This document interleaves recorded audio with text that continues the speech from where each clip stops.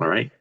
Look like it's working. So, good morning, everyone. Today's live isn't really about real estate deals or like real estate hype.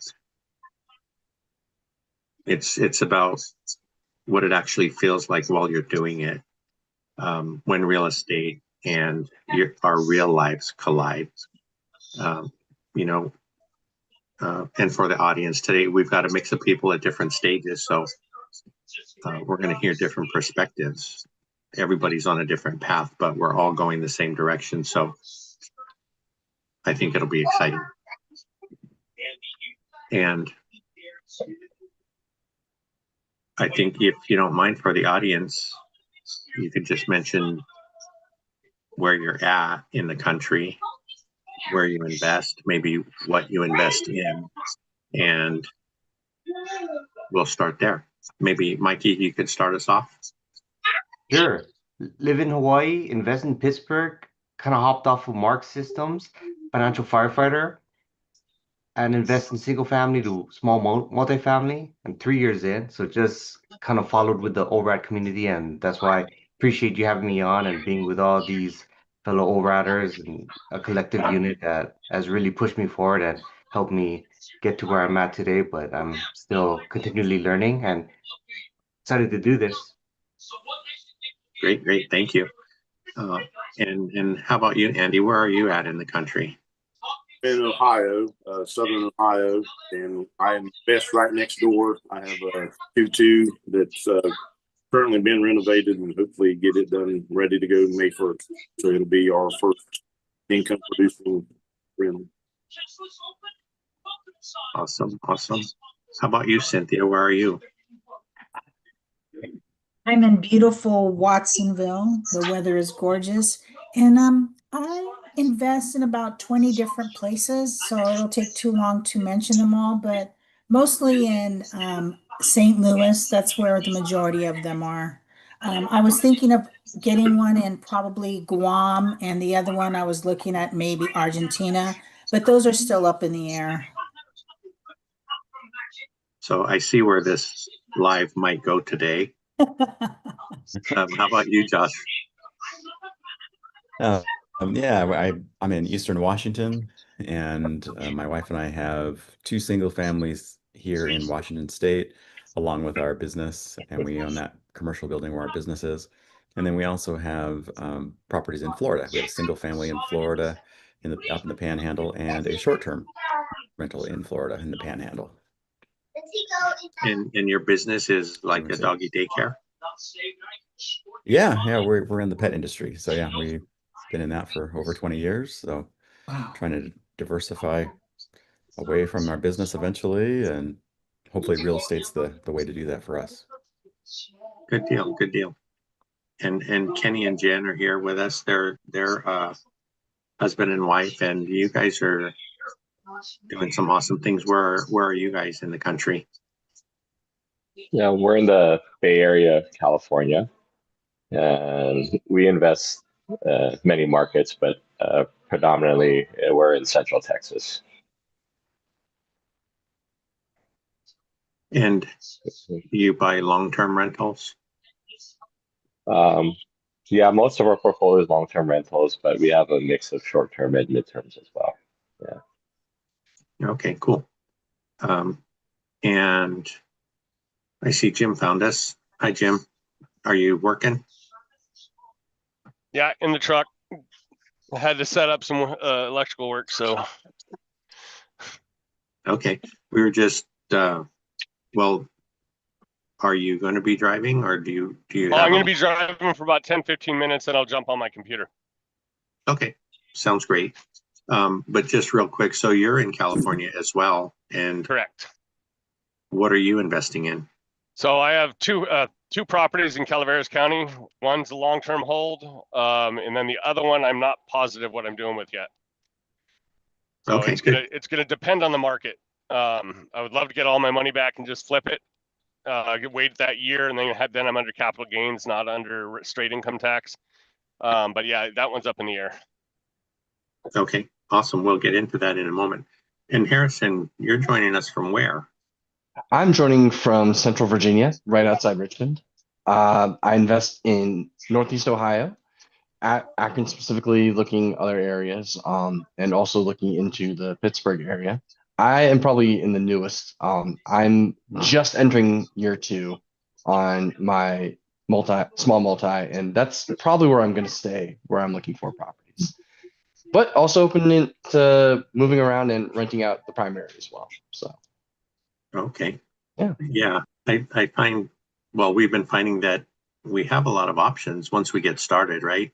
A lot Yeah. of things that we don't realize. So again, thank you all for joining us today, Cynthia and I today. And what I'm hoping that people take away from this call today is, first of all, hearing the real side of real estate investing instead of just the good things, because I think, and I've always said I learn a lot more from people's examples of their lessons learned and their mistakes.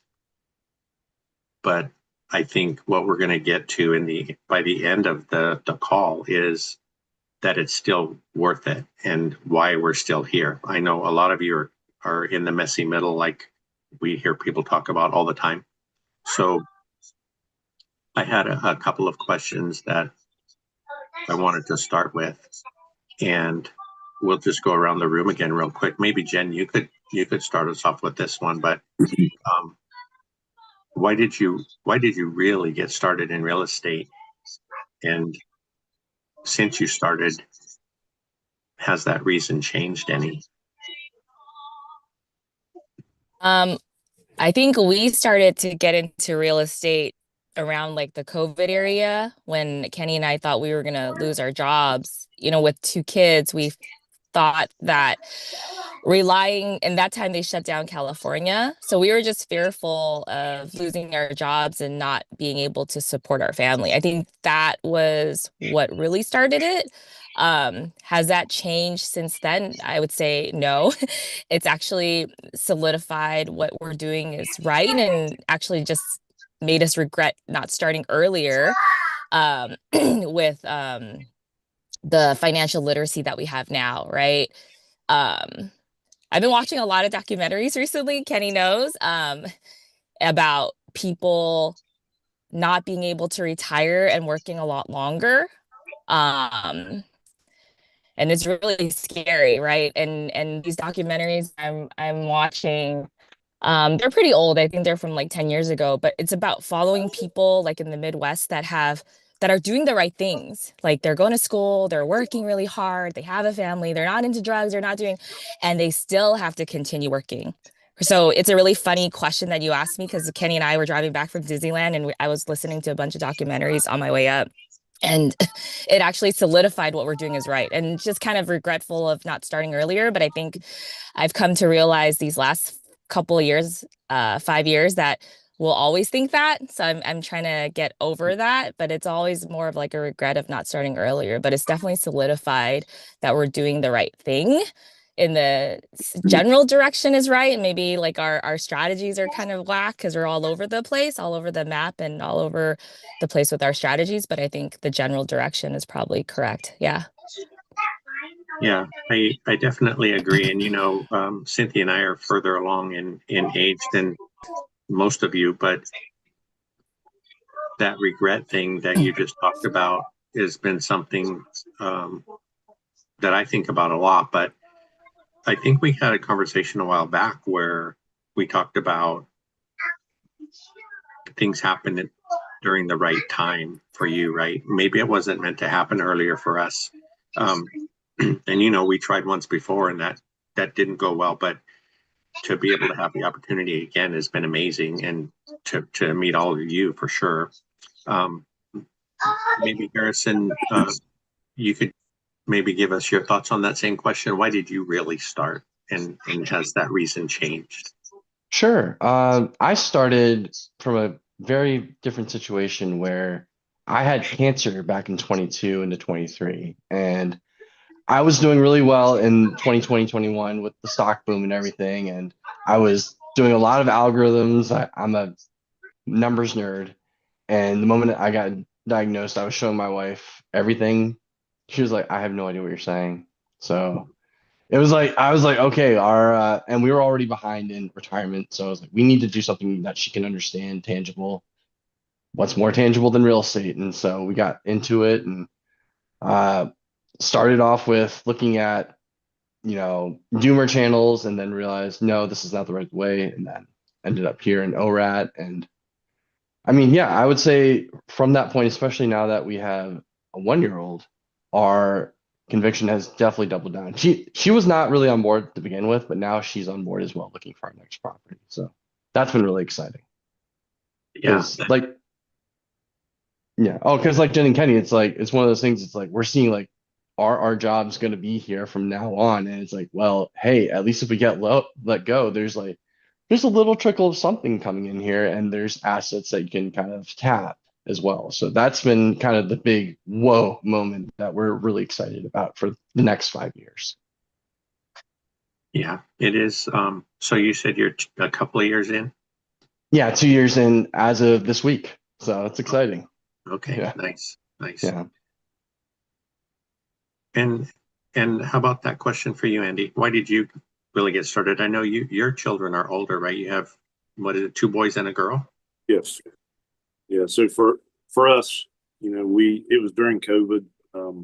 The job I worked for the highway department, so I had a lot of windshield time, and that's when I got into listening to podcasts. And we'd seen that basically the way they shut everything down, that not my job was relatively safe, but in the end, no one's really relatively safe. So we decided, I had a pension, and it's the more you dig into that pension, you see that, well, I've been there 27 years, and in 27 years, when I first started, you could retire in 30 years, and they had a 3-year buyout, so you could retire at 27 years. So I would be looking to retire this year, but they changed that to 30 years.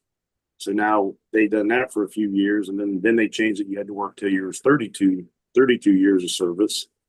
So they backed it up further. And then now it's 32 years, and you have to be 55 years of age.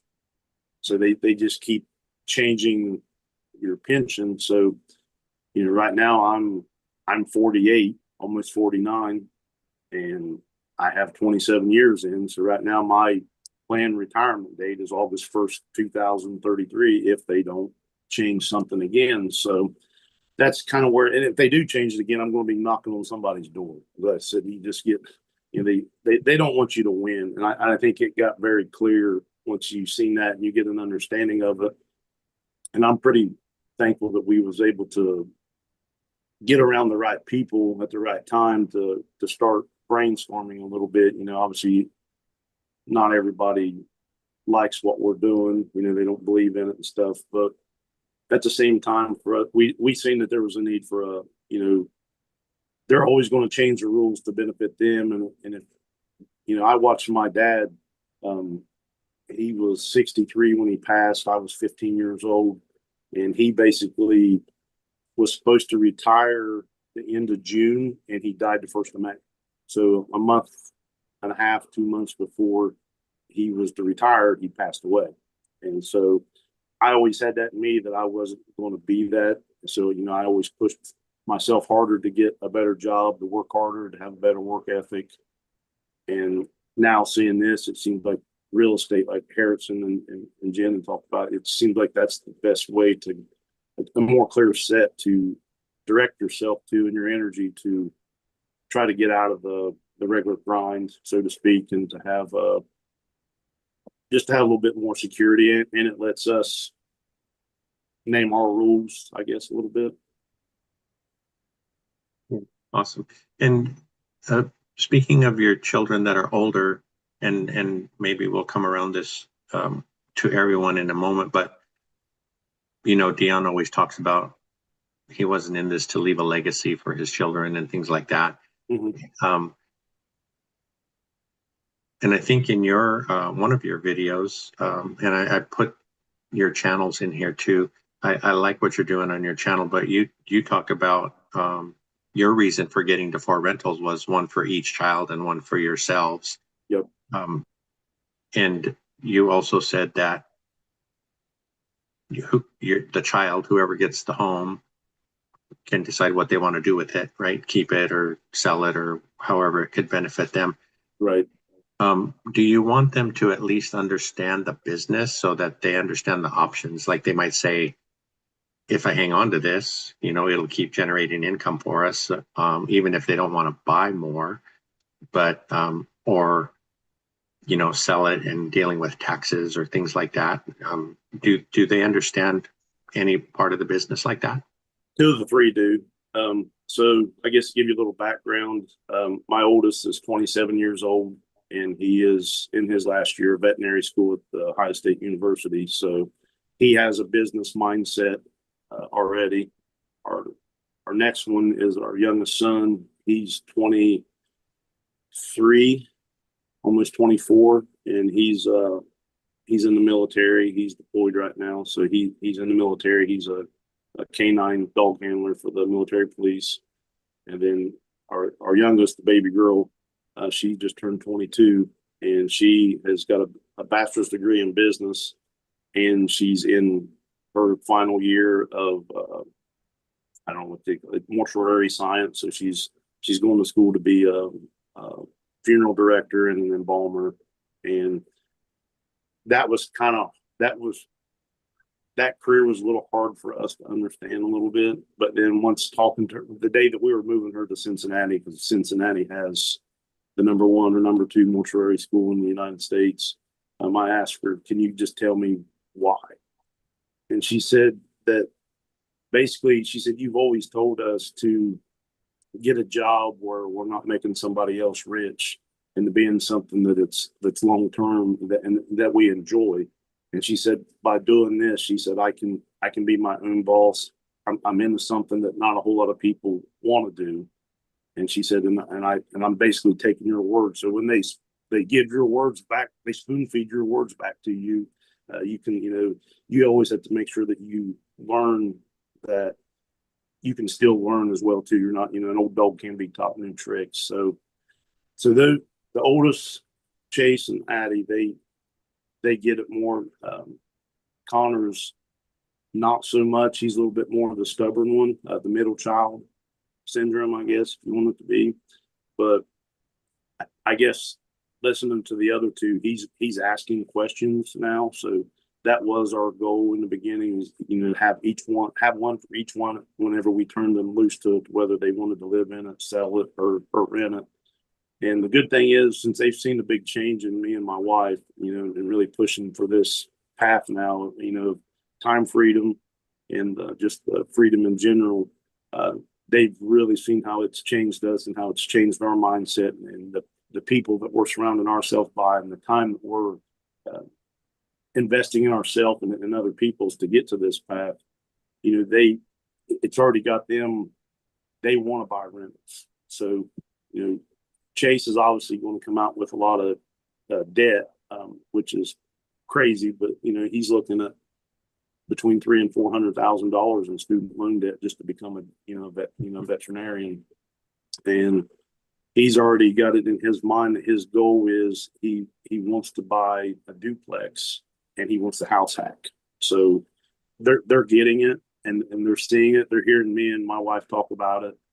Obviously, when we're in the truck, if they're riding, if that day, if we're cool enough that they ride with us,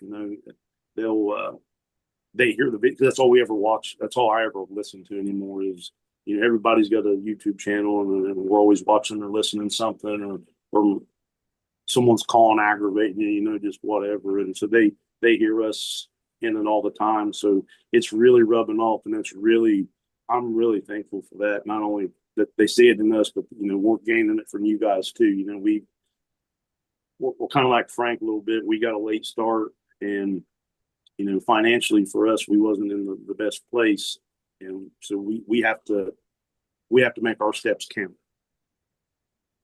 Yeah, exactly. Cynthia, I know you were thrilled about real estate in the beginning. You've shared your opinion about that. Do you want to go over that a little bit? Sure. As you said, I was thrilled about having to sit and listen to people who I didn't know, who made no sense. It was the highlight of my day. Okay, sarcasm gone. No, I didn't. It didn't make any sense to me. I mean, when you first start out, I believe you have to have some type of an interest or a passion for it, because if not, then it's, you listen to or you watch Peanuts and you hear wah wah wah wah wah. That's what our son and I heard. And we sat there because it was something that we saw that you were passionate about and we were going to support you. Um, and I think one of the reasons why I wasn't thrilled about this was because we had gone through bankruptcy and that hit hard. And I remember when we were going through that, I said, I don't care what we lose as long as we don't lose our house. That was the number one thing. So to me, and we had those properties and we lost them. So going through that, and then I think the look of worse than are you nuts on my face when you said, where I'm interested in doing real estate again, was I looked at you like, what are you crazy? Did you not learn the first time? But okay, being supportive, okay, we'll sit there and we'll listen. And our son and I, we used to text back and forth. I'd ask him, do you know what this is? And he says, I have no idea. And I would say, are you even listening? He goes, no. And it would go back and forth because that wasn't our thing. And people would call you and ask you questions. And I think, how in the world are they asking you questions if you're just starting? How do you know this? So it really, I wasn't on board at all. I had too many other things on my plate, from family stuff with you and the boy, and work. Teaching takes a lot of time, that I didn't want anything to do with it. And the good thing was, is as we were in the position to buy, because your mother so generously left you an inheritance, that I still had a hard time, because even though we had, some money to at least get started, I kept thinking, okay, but if this doesn't work, now we've wasted this money that we could definitely use for something, because the school I work for is a private school and it's tuition based only, so they don't feed into your retirement. And our son was going to private school, so basically my paycheck, and I got paid peanuts, and basically my check went to his tuition, so you were carrying the whole household. So I kept thinking, how is this going to work? This, we could at least live a little bit with that money. But we supported you, and as you remember, you would say, this is so great, and we give you the other side. No, it's not so great. Why is this happening? Why does this happen? And we kept it, and I think it was good because there was then a balance. Because as much as I love you, sometimes when you get real excited about something, you forget to look at the what ifs. So I think it was a good balance at that, and we were able to do that. Now, um, I don't know. It's not my passion. I'm learning a lot about it. I've learned a lot about it. Uh, I'm so different than you are when it comes to working with all of the PMs and what have you. I have a hard time understanding. I have a hard time understanding how there cannot be more property managers. How, if one's not working, can't we just switch, because we're wasting time, we're wasting money. So I still don't think that I see that it's working. I'm excited for it to start being positive, more positive. I see that you're not on as many calls and you're not as stressed with the PMs as you were at the beginning. Um, I still have a vision now that we're doing real estate, that if we ever get to the point to where, and we don't want a lot, just enough to live, just, comfortable. We're not into trips and what have you, so that's okay. but I really want to have houses for people who, someplace for people to live who are struggling. That's where my heart is. I don't, I don't need the big house. I don't need all of that. I would like to get to a point to where we can start giving back when it comes to real estate. So that's my story today.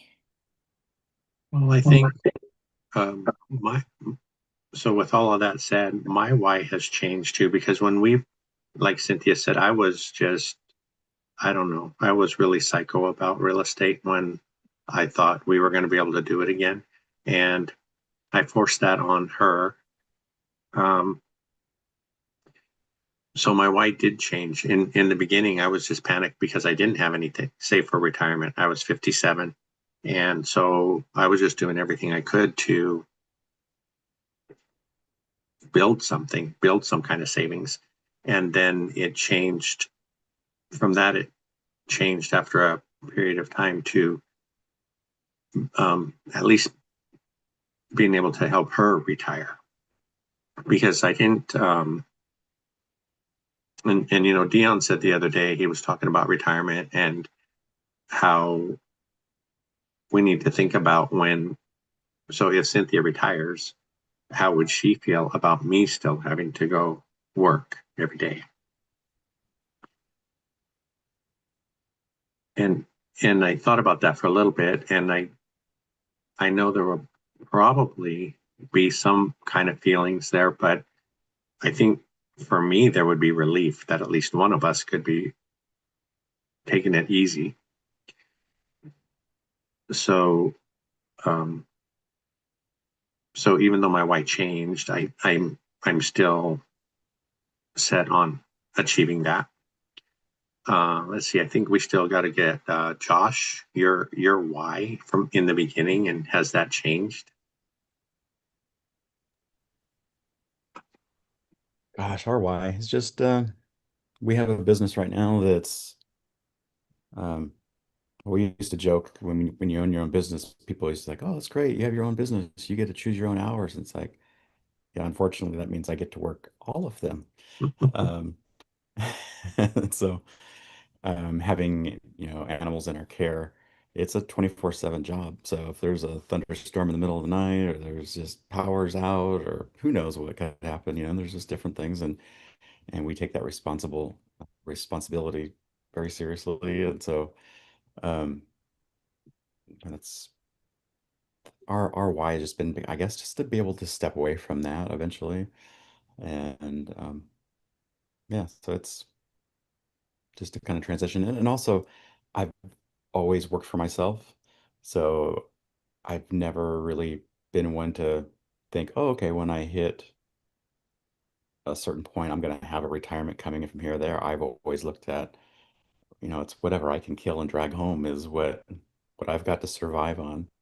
And so that's where I guess my mentality or mindset has always been of produce for myself. Whatever I get in retirement, if it's still there when I get to that age, hey, that's great. That's a bonus or cherry on top. But we've always been pretty self-sufficient that way to try to set ourselves up to for success in the end, hopefully. And we have two kids also, so we're always also trying to look out for, leaving somewhat of a legacy for them, or maybe not a legacy, but at least leaving a hand up a little bit to get them going. And we try to include them along this process or along the way as well to not just hand it over, but include them and they can see what we're doing, just like we just took them with us and they got to enjoy going to Florida on our recent trip. But then my son was there helping me, handing me tools while we're doing stuff too. He can see what, yeah, it's fun. We got a arcade that we put in there, but we got to hang it and we got to put it in a way where it's not going to get abused and hopefully ripped off the wall and putting up ceiling fans and we were painting and changing out batteries and things that have to get done there to kind of go along with the maintenance of that kind of stuff. So that's been kind of our why. That's awesome. Um, and your kids, how old are they? I have a 20-year-old and I have a 13-year-old. Okay. And Mikey, you can go next, and then we'll get to Jim since looks like he's back home now. My why is 4,000 a month cash flow so I could live a simple life in Japan with my wife. That was the start. But now, when you're 3 years in, I'm realizing it is gonna take time, and I like that she supports me, but through all the struggles and messes I've been through, I'm realizing it's gonna take much longer. I don't even know if that's a reliable number we can live off of. But as we are talking more and more, she says she doesn't really care about the real estate. It's more about spending quality time together. So that has helped me because I was kind of like you, Frank. I was really trying to push it in the beginning, and I thought, but how Zuber then they always talk about it takes a decade. And when I started, I thought I could do it differently, but I was so wrong because it does take time, and I have to accept that. And now I'm just trying to trudge along, and I'm kind of in a limbo period where I can't buy anything, so I'm just trying to stabilize what I have and look at what I do have and try to get return on investment that way by stabilizing and optimizing. But it is going to take a really long time for the next one for me just because of what I'm in now. Yeah, those are great points. I think um, for us too, I think we've been kind of forced into, well, like I said, I was really fanatical about it in the beginning, and then we hear about the 5 years, and now it's kind of 5 to 10. So, I'm hoping I make it to the 10, but when I don't recall where I heard it, but somebody was talking about maybe it was John Litz in school. He was talking about how he's got the mentality of building something, and he's working hard on that every day. And some of his coworkers are thinking, why do you work so hard? Why don't you just enjoy life? Because he's not super young either, but um, we were commenting that you know like we've said before, nobody's guaranteed tomorrow. So if for example, if I died tomorrow, I would be okay because I was doing my best up until that point. Um, and I think the other part of that is bringing our family, whoever that is that we're working for, um, and helping them be knowledgeable enough to know what to do with this, whatever we're building, right? So in Cynthia's case, knowing all the property managers, knowing where all the information's at, just to keep the portfolio running while she has time to make other decisions.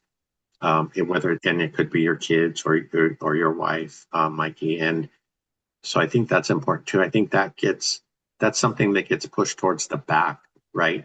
We think, well, once I get everything figured out, then I'll just put it in a package and give it to her or something like that. But it's helpful if they're on the journey with us so they know what to do with this mess that we're creating. How about you, Jim? We're talking about our whys, and has that changed since you got started to now? The reason why?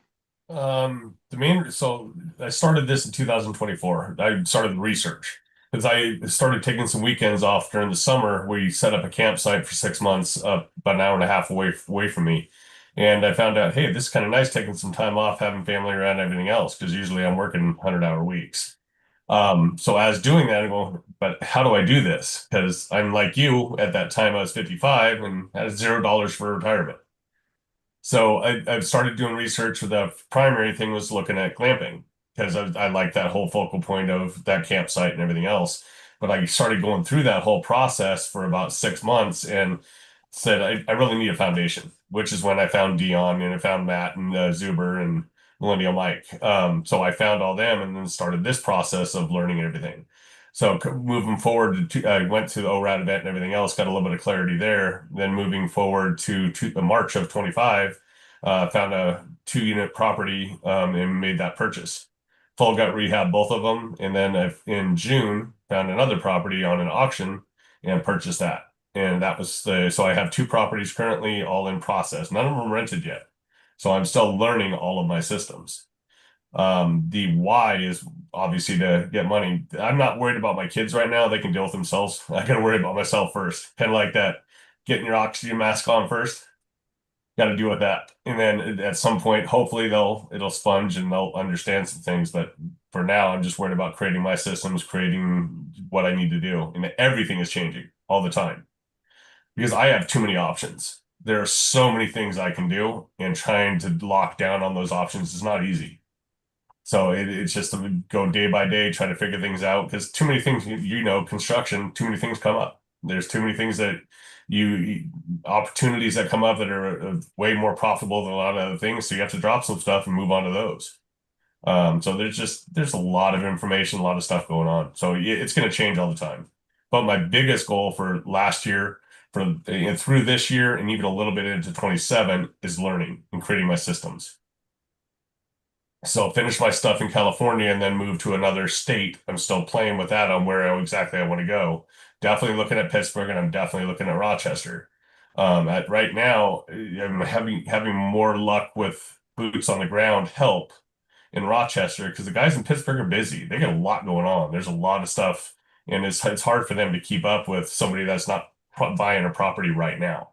And Jay Molis, who's in our group, he's helping out a ton. So that's probably going to be my lean in to start because I'm on the one that you have to actually do it. If you don't start doing it, you're not going to learn all the way. So I need to pull it on one project, get that one project done, make sure I want to go in that area. If I don't, I sell that property and then move on. If not, I keep going, and then I'll create a system and create a team out there with subcontractors and employees, and make it to where I go out there and manage things, have a project manager, and then do Zoom meetings like this to keep everything going. And the other thing I'm doing too is I'm going to start living off the BRRRR. So I buy the property, I live off my HELOC, and then once I refinance, I get paid back by that BRRRR. Therefore, I don't have a property in tax, or I don't have any taxes now. So because the refinance is not a taxable event. So that way, because my wife's not going to house hack, and I don't really want to house hack either right now. So that's my journey so far going through. Do you ever, well, when I think of contractors, I just think that they're loaded. Yeah, They just make so much money. Yeah. And I know in our cases that isn't the case, but it's kind of strange how people think about that. I guess there are some really huge companies that do make really good money, but I think you and I basically have been living paycheck to paycheck for all these years, right? So that's just a weird thought that popped into my head. Jen, was there anything about this journey that you thought would be easy? That question is for me. Sorry, I was caught. Oh. It's okay. Did I think it was gonna be easy? Um, that's very difficult. I don't know. I'm conflicted because all I heard was that it was gonna be easy, right? From the influencers when you start like researching and paying attention. That's all they said. So maybe I got an ounce of that, but I don't know that I thought it was gonna be that easy. But I didn't think it was going to be this hard either with so many things popping up. But I think I'm always the kind of person that says, like, fail forward. I've always had that in me. So I always thought that if things pop up, if I get ripped off, which we've gotten, we've had happen multiple times, I always felt like I need to learn from it and move forward and not have it happen again. So that could just be like in me and in corporate and high tech and everything like that. But, I would probably say I never thought it was going to be easy, but having influencers say it for so long and so constant in the very beginning, maybe I got a little bit of that and hoped it would be like that. But I think I always felt in my mind, even if it wasn't, just to fail forward and to learn from the lesson and never let it happen again. So I was okay with it being hard and making mistakes. But yeah, I mean, I hope that answered it. I think in the very beginning, hearing everybody say it, I probably felt or hoped it would be. Yeah. Yeah. What you just said made me think when I was pulling this group together for this call, it was because I was picking people that I thought had the perfect start to this journey and nothing went wrong for any of you. So I think hearing your stories and like you just said, everything that we heard, like in the beginning, Dion teases that I was a couple years in, and then he finally mentioned that the first 5 years suck. So I at least I was already in, and I decided to stick with it. If I had heard that in the very beginning, I might not have even tried it again. So we'll see. But being in groups like this, like you said, can definitely help, especially when you realize that it hasn't been perfect for any of us. And like you said, fail forward. I think that's an excellent way to put it. Yeah. I mean, I think that without spending so much time with everybody in the room, you think it's easy, but I assure you, everybody has their own story, even on this call, right? So it's never easy. Otherwise, everybody would be doing it, right? That's what Kenny always says to me. It's simple, but it's never easy. And I think that people need to know that. Like I want my kids, my two girls, to know that nothing is ever easy, but it's possible. And just because it's not easy doesn't mean you shouldn't do it. Yeah, I think it's important. So I go into any room, I meet any person, and even though they've made it, I know they've struggled throughout like the years, but they're on the other side. So getting into these rooms, knowing all these people and their journey at different levels, I think is really important. But it's never easy, right? Otherwise, everybody would be doing it and they'd be retired and out there like Grant Cardone and speaking all the time, right? So yeah, I think I understand that, and I think it's important for new investors and people trying to get started to know that as well. Thank you. Kenny, Jen has tagged you as the numbers guy and the analysis guy. From that aspect, was there anything that you thought would be easy that wasn't? I don't think I thought anything would be easy. I think what I learned is, is going to take longer than what I originally thought. I mean, I keep telling Jen it's 10 years, so I keep pushing that 10 years every year. It's really bad. He keeps Yeah. on like pushing it every time I ask him. Every year I ask him, he's like, yeah, it's another 10 years. I'm like, wait, don't you subtract a year of whatever we did before? But it keeps on pushing. Yeah. Yeah. So, but yeah, I never came in thinking it was easy. But I never thought of it that way. Hmm.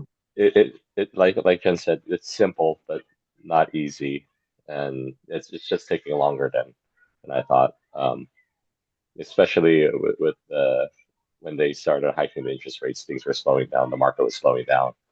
So that's something that you don't really factor in when you think about how long it's going to take.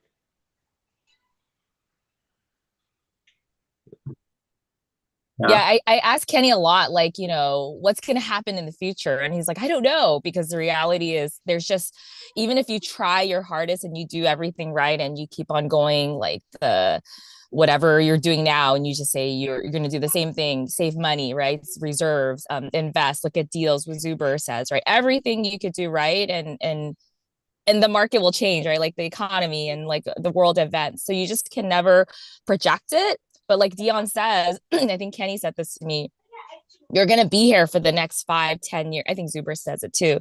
You're going to be here.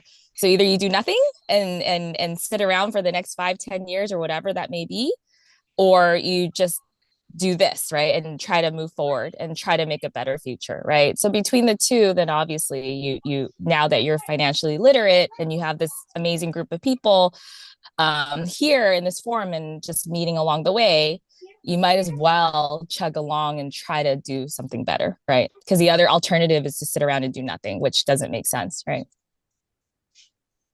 Yeah, makes perfect sense. Um, and Josh, was there anything about this journey that you thought might be easy?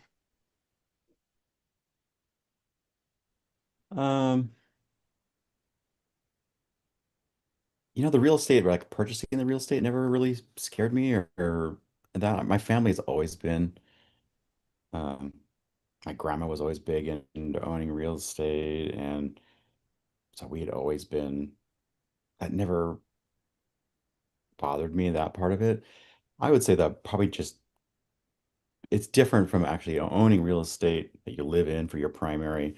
And so as you start jumping into managing in that, or hiring a manager, I'm not as good at the numbers part of it. My wife is more of she does all the books and the payroll and stuff for our business, and so she naturally stepped in more of the numbers person when it comes to our business with as far as the real estate goes as well.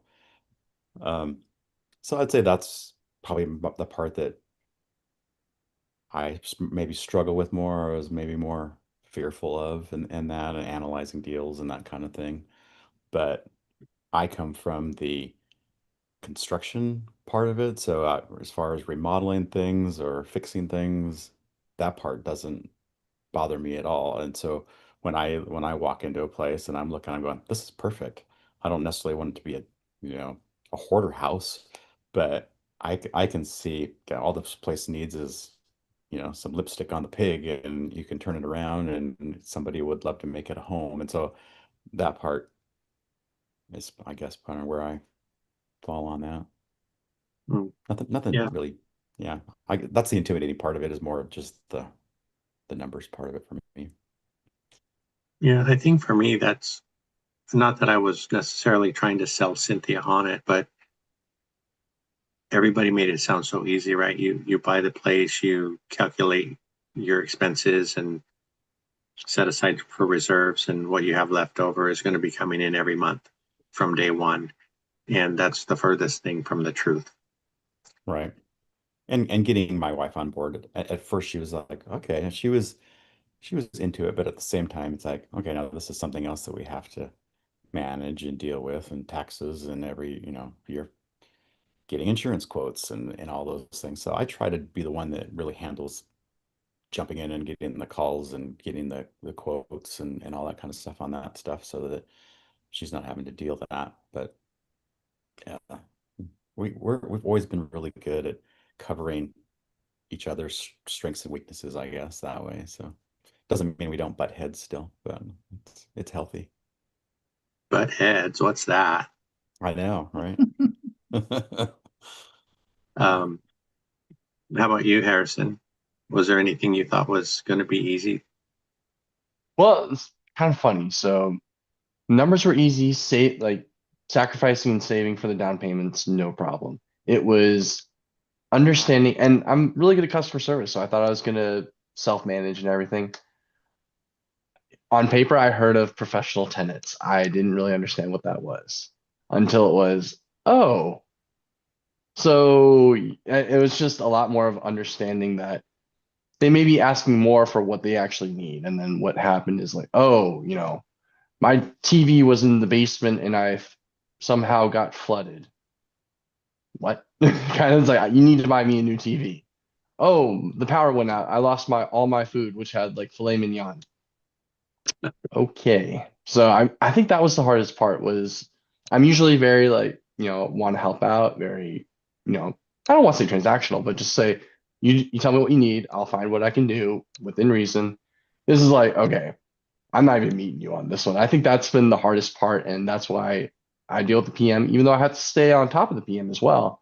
This is more like I definitely need that barrier in between. So that's been the hardest part for me going through this. And then thinking about doing it again for another property. It's like, can I do this again? But I know I will, and I need to. Yeah, that can be tough. It can be discouraging when you run into stuff like Mhm. that. Um, you know, Cynthia has mentioned before that a lot of the stuff that's going on in our portfolio, she doesn't hear until I'm on a call with someone.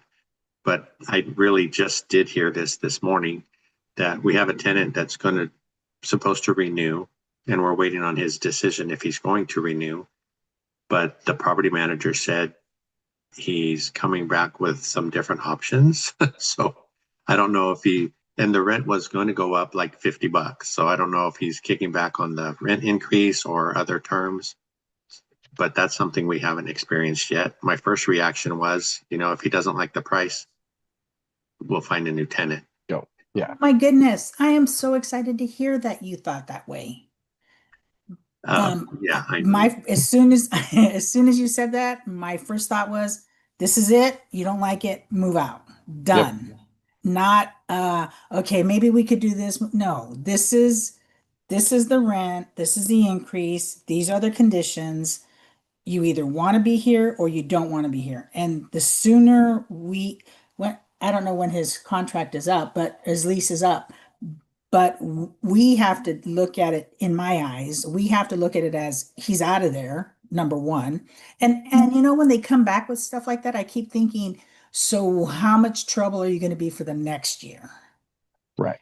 So yeah, so then I think, why set yourself up to have a mess? So then get them out. This is it. And then you still have, depending on where you are, still have enough time to turn it around before winter comes, because you don't Right. want to hold it empty for winter. So yeah. Okay. Okay, darling. Yeah. We covered Following up that. on that. Oh yeah, it's like I had someone that was like, "Hey, I'll negotiate you on how much I'm going to pay for water this month. I'll Yeah. only pay this." Like, no, No. you're paying what you used. Go for it. So, yeah. So, That sounds kind of like what you were saying, Harrison, a professional tenant, right? But and Lynn said that Cynthia would be a good property manager. If Cynthia was our property manager, we wouldn't have any tenants. So No, we would have tenants who are serious about staying where they want to stay because it's a good place. A difference. yeah, I do. I think a little bit different. I think Gus O'Philly had commented in school about raising rents, and it's not always a good idea to raise rent, was what he was saying. But in this case, so the tenant has paid on time every month. I think there was one month that he got a little off track for some reason, but he's paid. This particular property is the one of the three in St. Louis that has had no maintenance requests. The other two have. So I'm thinking, he's got a pretty nice place. He should be willing to go up $50, right? If the market allows it. I still want to stay under market rents, but I think things are moving in an upward direction, so that if, and the other point Gus made was, if he moves out and it's vacant for a month or two, you've lost a couple $1,000s in this case. So there's that side of it too, I think, that we need to consider. yeah, I guess the one thing I will say is that sometimes ones that don't ask, and this is where I learned where we're letting one of my tenants go, is that didn't make maintenance requests, but that's because they turned the place into a heap. So I got to completely fix it up so that I can get a new tenant in. So it was more like, oh, I just want to be left alone, but there's consequences to that. So that's why I always encourage inspections. Okay. Yeah, definitely. Before, especially in this case, before each lease renewal, we do an inspection, but especially in this case, I would do a really detailed inspection, just to make sure that they're taking care of the property. And then, like I said, I was leaning towards how Cynthia was thinking, but we've also said on these calls that we can't make our first decision emotionally, and I tend to be emotional first. And Jim's caught me on this before and tried to correct it, or beat that habit out of me, I should say. And think of it like a business, Good thing J6 not here. He'll be telling me, get him out of there and move on. So Yeah. yeah. So with an F word or two. yeah, at least. Yeah. He would tell us, you've been listening to me for a year now and you're still making these same silly mistakes. Jim, how about you? Did you think anything was going to be easy? Is it has been as you had expected? Never thought anything was going to be easy. I did not realize how long it was going to take to learn because there are so many systems and processes that need to be developed. You have a buy box system, you have a landlording system, you have a the rehab system, the finance system. There are just so many systems that you have to develop, and you have to develop for your own method because everybody's method is not going to work. So you have to make it work for what you're trying to do. And I didn't realize how much time that was going to take. And then on top of that, the content you need to go through to be able to find your system takes a massive amount of time. And being distracted from what content should you listen to and not listen to. Mark's got things going on 5 days or 7 days a week almost. That's a great point. You know, I was seriously considering becoming a firefighter so that I could be on social media all day too. But yeah, so there was never an easy button. I knew that going in, but it's just, and then life's a big one, and I say that a lot. So life's going to happen. Something's going to change. So you have to be able to pivot. Everything you do, you have to be able to pivot. Because my daughter's house, I was not planning on doing that whole rehab, and that's a huge one. That's taken 4 or 5 months out of my schedule that I was planning on doing. So I'm trying to figure out how to still keep everything going, but get that thing done as well. Life just happens, so you have to pivot and go with it. Yeah, I think, well, you're fortunate to be, well, I was going to say fortunate to be in this business, but it gives you the responsibilities like this of, you know, helping your daughter out because you can, you have the knowledge. Speaking of our favorite firefighter, he does have a question, but I think I was going to jump to Andy and ask you. We'll finish off this question and then we'll get to Mark's. Was there anything you thought would be easy, or has it been harder than you expected? I didn't expect it to be easy. I mean, what's the saying? Nothing in life worth doing is ever easy. So I mean, I expected challenges. I've always been one to hit them head on. Probably for me though, the hardest thing for me was the financial side of it. Understanding, you know, we didn't have, well, we just lived. I mean, that's just what we were taught, and that's how we did. We just lived. And then whenever you want to start into something that you see needs to happen in your life and you have to change, it's a little difficult, you know. Don't take vacation, don't do this, don't have a nice car. You know, I turned wrenches for a while at my job, and so the last thing I wanted to do when I came home was work on my junk. And so, you know, in turn, we tried to have a nicer vehicle. Well, a nicer vehicle costs money. And so it's a little tougher, and it's probably took us longer to get there because of that, because, you know, who doesn't want to enjoy life a little bit too? And especially, you know, we had 3 kids young. We sacrificed so that they didn't have to. So now that they're older and they're, you know, kind of take care of their own self, you got to catch yourself not falling into that. Well, it's my turn, and you know, so you kind of have to. There's that balance that, you know, Cynthia was talking about earlier. So it's a tightrope to walk. I do think you. So we try not to take a whole week vacation. We try to take maybe a long weekend. You know, like going to the Vegas thing, and then, you know, even when we went to Vegas, we were like, all right, here's a budget. We're not going to go over this budget, you know, and so that's probably been the difficult thing for me was finances, because whenever I want something done, I wanted it done 3 days ago. So having to have the patience, balance, and then ultimately at the end, it's accountability. I mean, you have to do the work. So that's kind of where it's at. The money was the hardest thing for me to figure out, because you would see everybody else doing it. Well, how are they doing it? You know, and I'm smart and I've got a good job and I can do this, but they're already this farther ahead than what I am. So that was difficult to learn.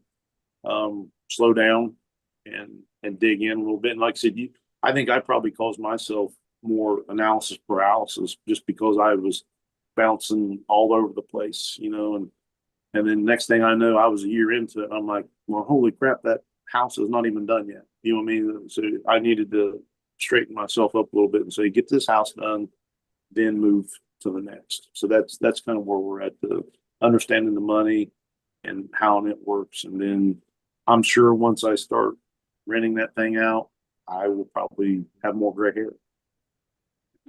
Yeah, I think what you're saying, we do need to find ways to enjoy the journey along the way, right? We hear that a lot from Coach Carson and things, and it doesn't have to be anything big. Cynthia mentioned we don't really care to travel, but to just go out and enjoy a meal without our phones. She's, I got to start leaving my phone in the car, but just to have some time to reconnect, and that's always nice.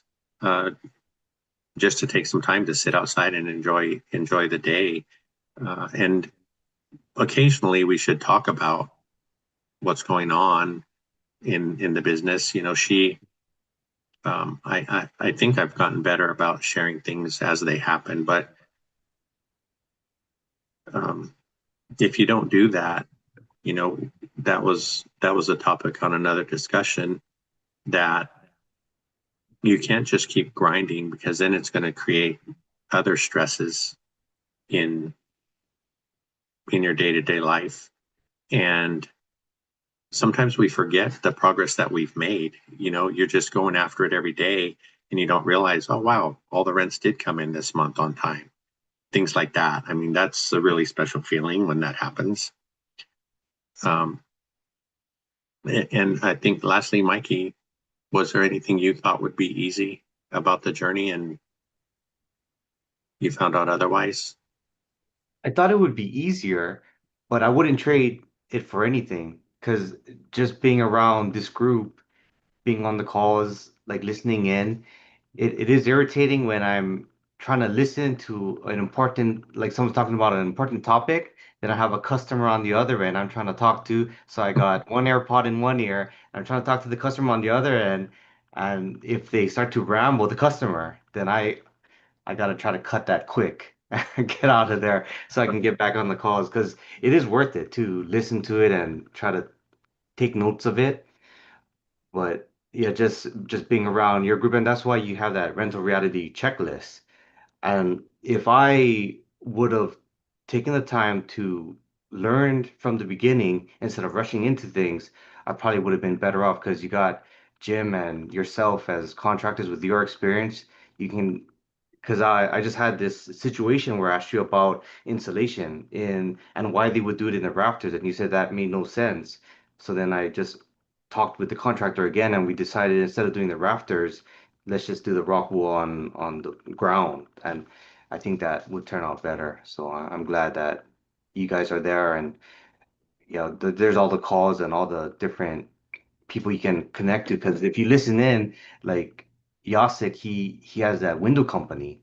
So I just reached out to him and said, "Hey, who in Pittsburgh do you know that does a lot of windows?" And he recommended to me based on his resources. So if you can listen in and you find someone that has a talent or knowledge that you don't have, you can just reach out and they'll get right back to you. Whereas you're trying to reach out to contractors or other people, realtors, sometimes it takes weeks or you don't hear from them at all. And that's what I like. There's a clear difference between our group and maybe our own market that has its own like connections. Mhm. That's harder to even get in contact where I think anyone in this group, we reach out, we'll hear a response within a day, maybe a couple days at most. Yeah, I think technology helps a lot, because like you can shoot a picture over to me or Jim, and we understand what you're saying. And I wonder, has it helped you? Because we might give you a little bit of education on the process. So when you go back to your contractor and it sounds like you know what you're talking about, it seems like they might say, okay, he does understand what's going on. So I can talk to the contractor, might think he can speak to you more intelligently, and you guys can figure it out together instead of him just selling you on whatever his idea is, you can push back a little bit and say, hey, these are my thoughts on it. Give me some feedback. I think they'll respect you more. I think we've also talked about that kind of instance with real estate agents, right? When we're looking at properties, and if it doesn't fit our buy box, and we're just telling that agent, no, no, no, no, they're going to drop you. But if you could tell them why it's a no for you, the numbers don't work because of this or that, or, I need to get a little bit deeper on the crack in the foundation, or those kinds of things. If you give them that feedback, they're less likely to say, I don't want to waste my time on this person. They know what they're looking for. I just need to find that for them. So hopefully that helps. And, Jim, I know Jim is all in. I'm all in. If any of you guys ever have any questions that you need help with, don't hesitate. I was, so Yeah. Mark had a, There's go this ahead. call on Sundays. It's called the Construction Hour. You can always join in on that too. I've heard about that, but I hear they're just a bunch of grumpy contractors. Yeah, they are. Yeah, so don't forget, that's tomorrow at noon, is it? 10 o'clock Pacific time on Sundays. And yes, I am doing it tomorrow. Okay. All my kids are grown up. I don't need to go out and look for Easter eggs. Yeah. What were you had Wi-Fi issues last week, was it? Yeah, the before I left for Puerto Vallarta, the internet went out up the hill, and that's where I was at. But the call went on, which I don't understand. Still got to figure that out because a bunch of people were on it, and Jay kind of ran it for us. Okay. I thought you needed to start it. I did too, and that's what I don't understand. So I've got to figure out if I did push the button that it automatically started. Oh, okay. Yeah, awesome. Well, it's a bummer that you had to deal with it in Puerto Vallarta too. That must have been horrible. No, that was before I left. Oh, We left the next day. oh, okay, gotcha. So Mark was saying he sees a lot of us here living in high cost of living areas. How many of us are considering relocating at some point? And you guys have all heard our story. We're thinking of selling our home here and moving to someplace more affordable. But do any of you ever consider leaving where you're at? Yeah, I definitely am. We were in I would call like a mid-level, but now it's becoming more expensive because everyone from New York, New Jersey, and DC are moving our way. And then on top of that, with the new data centers, our electricity bills have tripled. So we're about to say, yep, we're ready to wrap it up and within the next 2 years, looking for a new spot to move to. Do you think Especially, would be in your local area, or do you have any thoughts on where that might be? we're open to it. We've actually considered Pittsburgh. We're looking, I mean, maybe Charleston, West Virginia, not too far from Andy, or Charleston, South Carolina. We're kind of weighing our options right now. So The Carolinas have some really beautiful areas. they do. Yeah, it's one of those, and it's still somewhat affordable that you can find some, and you have all different areas. And it's landlord friendly, and building is actually pretty nice too, because we're thinking we might actually build on some property if we can find the right area. Okay. Josh, I was thinking about that question for you. So you're in Washington State. Are you planning on staying there?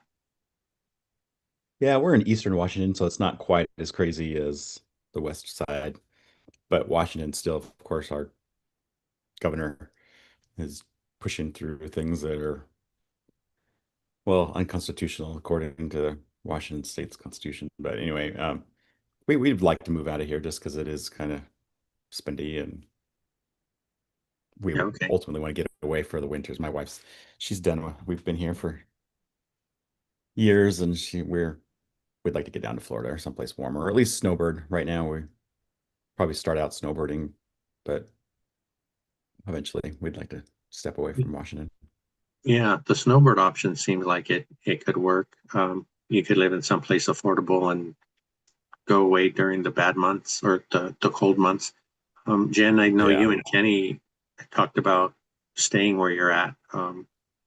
Unless maybe your daughters, when they grow up, they move to someplace different. You might follow them.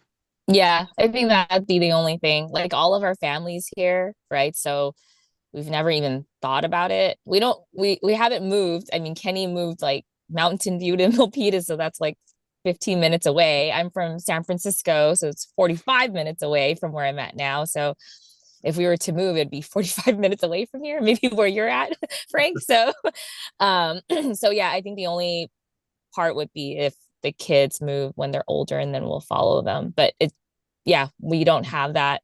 But I know that everything would be a lot easier if we did, right? But right now we don't have that in our horizons. We're not even thinking about that. Well, there may be a house for sale here in Watsonville. I'll let you know. Let me know. And Andy, your areas is your area fairly reasonable to live in? It is. My reasons for leaving would be my job, like weather related. I'm done with snow. I'm done with storms, and I just haven't found a place that doesn't have snow or storms of some nature. So, I'm kind of curious with Harrison's, a little bit about the data centers because we actually have 3 going in within a half hour from us. So I'm curious, and our electric bill has doubled in probably 2 years, less than 2 years. So I'm pretty curious of how the data center, obviously you want to see growth, but how is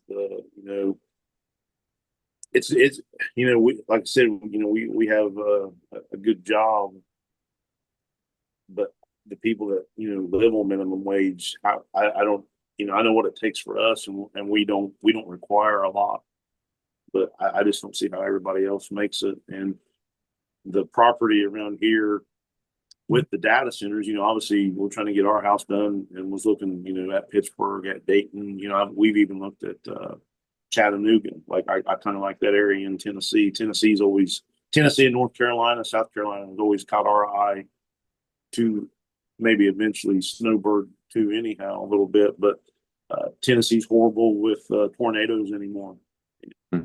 So it's, where do I get away from storms? I don't know. I'm just, mine's more job weather related anymore. I would like to move because of that. And then obviously 3 kids, where do they end up at? Do they want us around? Tough. We might be around anyhow. So, but yeah, the property around here is still fairly cheap, but I can remember you could buy it for less than $1,000 an acre, and now it's 15,000. So it's really jumped up quite a bit. So, and I think it's because everyone sees the Midwest, a lot of opportunity in the old steel towns, steel mills, the river cities. I'm 30 minutes. I can be at the Ohio River in 3 different counties within 30 minutes where I live at. And I think they're starting to bring a lot of jobs into this area, and then you're going to see that same type of growth. They'll probably push some of us out, and then that's the big deal that's going on right now with one of the data centers is they're wanting to put in. It's going right in the probably prime farmland in Jackson County where I live at, and they're offering between $50,000 and $100,000 an acre for the farmland and stuff. So it would be. It'd be interesting to see what happens.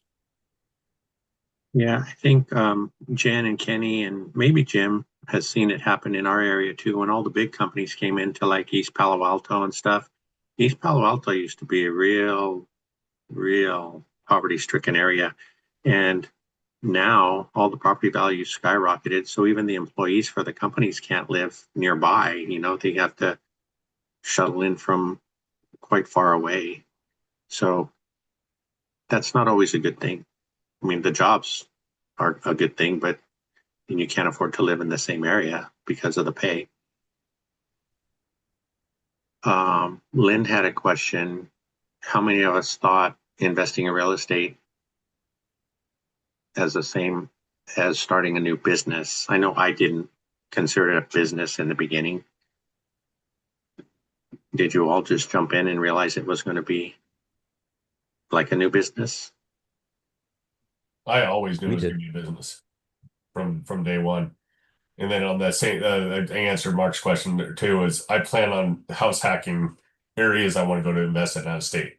So I'll get a threeplex, get a fourplex. I have one unit that's my base of operations, and then rent out the other two or three, which pay for that operation. And then I can also use that as a vacation area because, like Pittsburgh and even Rochester, they both have a lot of things to do in those areas.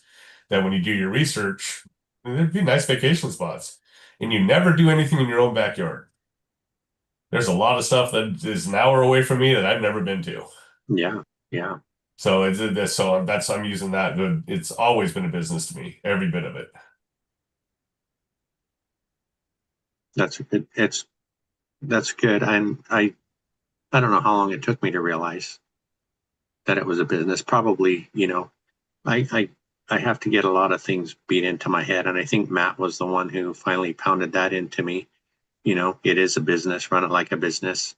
Well, in this community, it actually teaches you a lot of stuff. Because just like I was talking about doing the hacking for my income taxes, I'm also starting to hack travel. So I've started a YouTube channel, and I've all there for traveling, and I've started a diving channel. Because now that's two businesses. So now I get to write off all my trips, and I get to write off all my diving. Because I'm creating two businesses. Yeah, like Jen mentioned earlier, the financial literacy has been huge for me. And just being able to understand some moves you can make when you're in it for a few years, and you wouldn't, like Jen said earlier too, you wouldn't have those opportunities if you didn't get started. Right. You could just be sitting around waiting for something to happen, but you got to go after it. Yeah, and these data centers, yeah, I love that you brought that up because that's another thing to put on our checklist. Because if it's renters can't afford that up in power, they just can't. Mm-hmm. So now I'm going to be checking out data centers if they're planning on going in that area because that's not necessarily a good place to buy a rental property. Mm-hmm. Yeah, or make sure that there's easy solar look for easy permits if they're going hydro, because I think that's what the data centers near Andy are going to do. They're going to try and maximize hydropower off the Ohio. So yeah, there's a lot of things to worry about over there. Well, and you would think these data centers would be trying to solve that issue because that's going to be costing them money too. So they've got to figure out some kind of geothermal, some kind of solar, some kind of something to help themselves, or they're going to hurt everybody.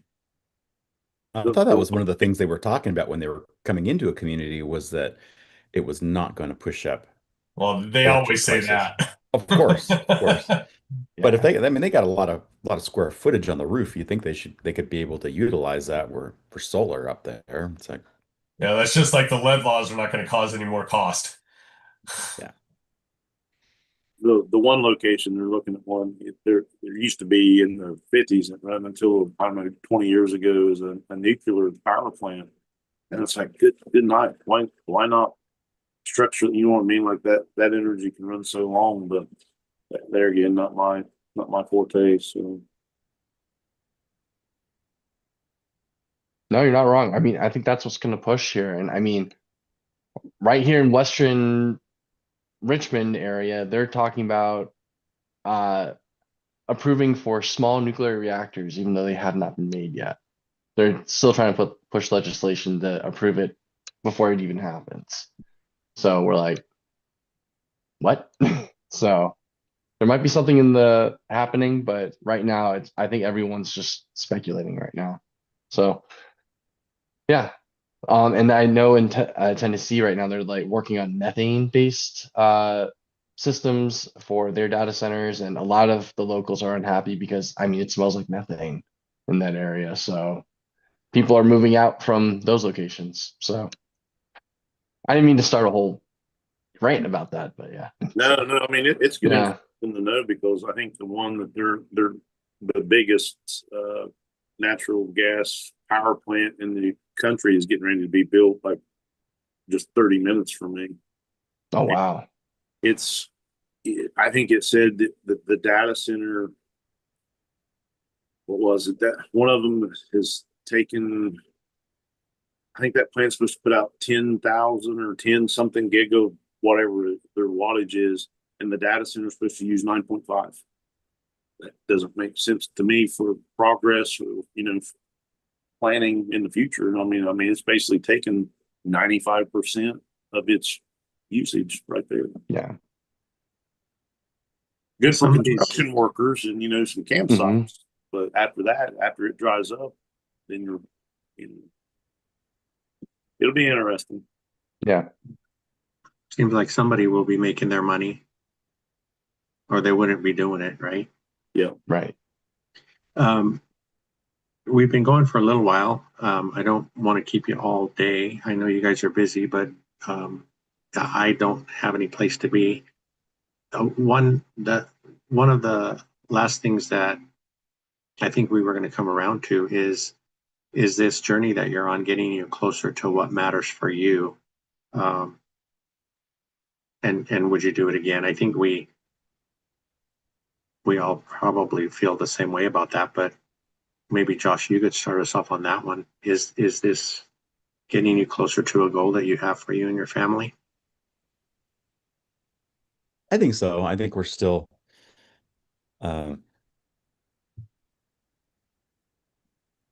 just need to keep pushing away at it. I wish we would have taken it more seriously and started earlier. A lot of people would say that, but I think it's getting us there.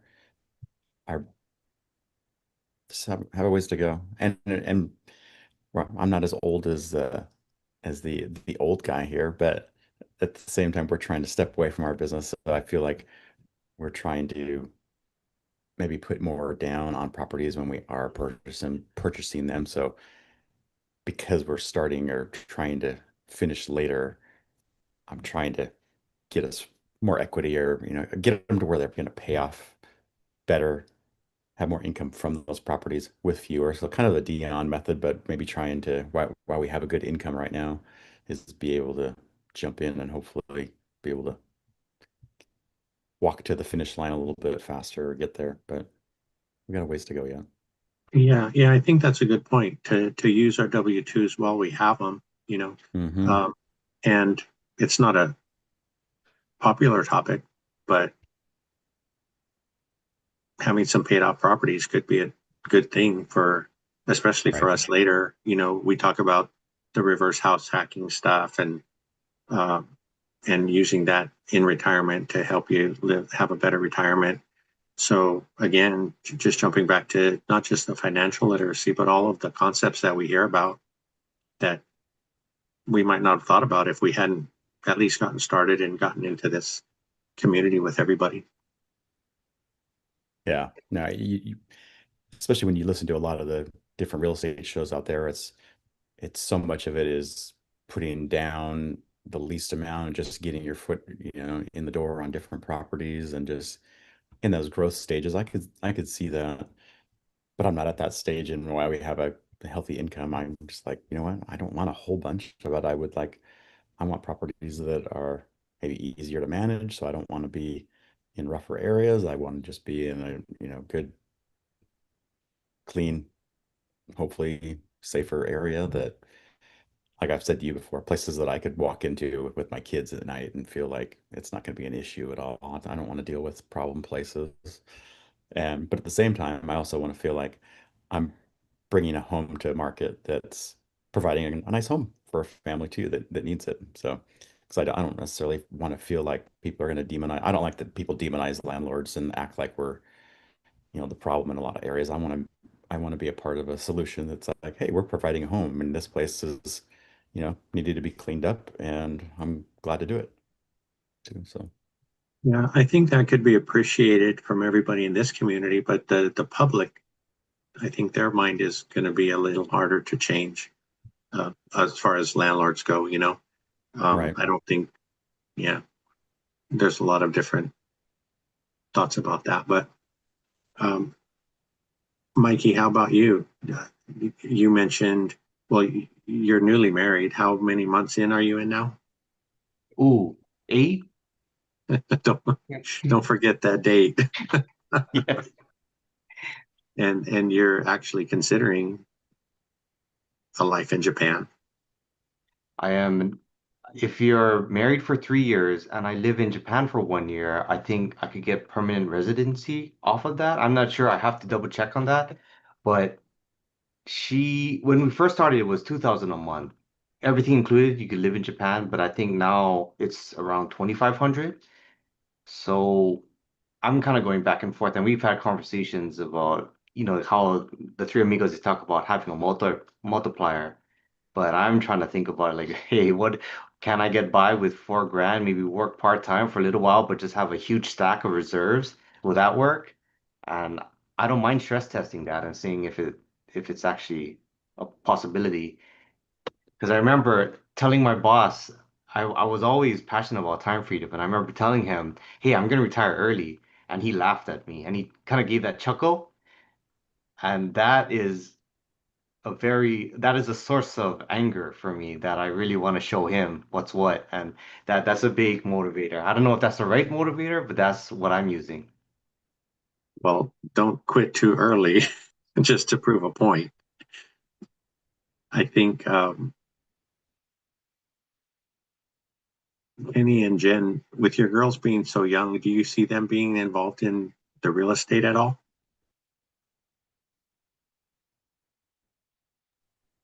Mm. I mean, not right now. Eventually, when they get a little older, um, I definitely want to show them at least the numbers to start. Um, and I mean, we're not hands-on, especially our properties are remote. So, Mhm. but yeah, eventually when they get older, show them what we do. Yeah, it's a balance, right? I haven't figured it out yet, right? Making sure they appreciate what they have, but making sure they understand that it's not just going to be handed to them. They have to work hard and be financially literate and everything like that. So I don't know. I'm also mindful, like when I talk to Kenny about real estate, like how much to talk about when they're around. You want them to hear a little bit about what we're doing, but then not make their whole lives revolve around just real estate, and to a point where we feel like we're helping them to try to get us ahead and them ahead, but then they think all this stuff is handed to them and all mom and dad's life is not about them, it's about real estate. I'm really sensitive to stuff like that. So it's always a challenge for me to figure out what's the right amount, right? Especially when they're so young, right? So Kenny will go around like, hey, we're buying a house. And I'm like, let's be careful what we're saying. And then we'll try to play Monopoly and things like that. Yeah, I don't know. Still trying to figure that out. There's no book about what to do, which is right and wrong. So yeah. And then also like I've asked Uber this as well, like the whole, I think what Andy was saying, right? Like the vacations and things like that, right?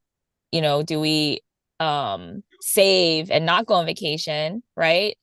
To teach them, but then also to kind of get ahead, or do we take some of that and make sure we have like memories and experiences with them? So yeah, stuff like that I haven't figured out yet. Kenny's kind of just like save, save, no vacation. And I'm the one that, is trying to figure out how to kind of slip that in. Yeah. So it's always a challenge. Kenny's really easy. Just no, save, invest, Yeah, stop everything until we've made it. And I'm always the one that's questioning it. So it's a good balance. Like Cynthia said, it's always a good balance. Yeah. Kenny, I always go to Kenny and ask for stuff, and he always just says no. And so when he says yes, I feel like it's a really, really good idea. Oh, there you go. Yeah, get a yes. Yeah, I know. And times might change, by the time they're older too. Different things might be important. Um, and it is tough. We talk about that, Zuber and Brandon, they go in talking to high school kids and stuff. And I think that's a really difficult thing to do, because our minds at that age are not typically at the point where this stuff's interesting, or I don't know, they're all about having the nice car to impress their friends or whatever it might be. But yeah, and Zuber too talks about that his daughter's not interested in the real estate, so he wants to hand her pretty much like a turnkey little portfolio to do with what she wants. So it'll be different for all of us. I think we're lucky. Our son's older. He's 31, and he's been on this journey. Well, in the beginning he was forced, but now he has some great thoughts of his own, and he, like Cynthia, sometimes I'll be saying stuff and he'll push back and ask questions and make me think um, things through as well. So that's been a blessing. Jim, I know you take your mini vacations, enjoying the journey along the way. Are you thinking that you'll be in California forever? Yeah, probably, because as long as the kids are here, yes, that won't be an option. Because grandkids and everything else. But like I was talking about, I will have other locations. We'll have properties that are be base of operations that we can go to, which will reduce travel costs and everything else. Because my goal right now is to travel as far as I can out of the country in the next 8 years ish, when my body can still handle it, and then do more local travel in the U.S. after that, because that 24-hour flight going to Australia or wherever else or Thailand is just going to be way too much when you get to be in your 60s. Mhm. So that's my thought process, is doing that, because I won't retire. I will cut back. I will work for 2 months or a month and then take a trip. Work for 2 months or a month and take a trip, because it's not necessarily that it's mini vacations. It's stress relief, because I work too many damn hours not to have something to look forward to. Mm-hmm. Yeah, if you don't have that, your mind just goes wacko. You got it's That's how I keep going. I set up that trip. Like right now, I'm about to pull the trigger on Dion's cruise, because I know I'm going to be pulling 115 hours a week until that date. And if I don't, I'll go batshit crazy. Sorry. No, that's okay. Yeah, you mentioned that being tough to do in your 60s. I guess I can check that one off my list. So I'm already there. Well, you don't like traveling out of the country really anyway. No, I don't like to go anywhere. I don't like to go to the grocery store. But honestly, I would recommend make one trip out to Australia as soon as you can, because your son's out there, and find out how easy and hard that is, because that might change a lot of your thought process. Yeah, we've been digging into that process, and I've joked about it before, but they make it really tough to be able to live there permanently, uh, and how I wish they were like the US and would just let anybody in for any reason. right. But It's an island. They kind of have to. They make it hard because they only have so much resources. yeah, and that's smart. I mean, Yeah. we should be more like that. Um, the the other thing I wanted to ask you guys, we've been on this journey, we have our mentors, or we've been following them for all this time, and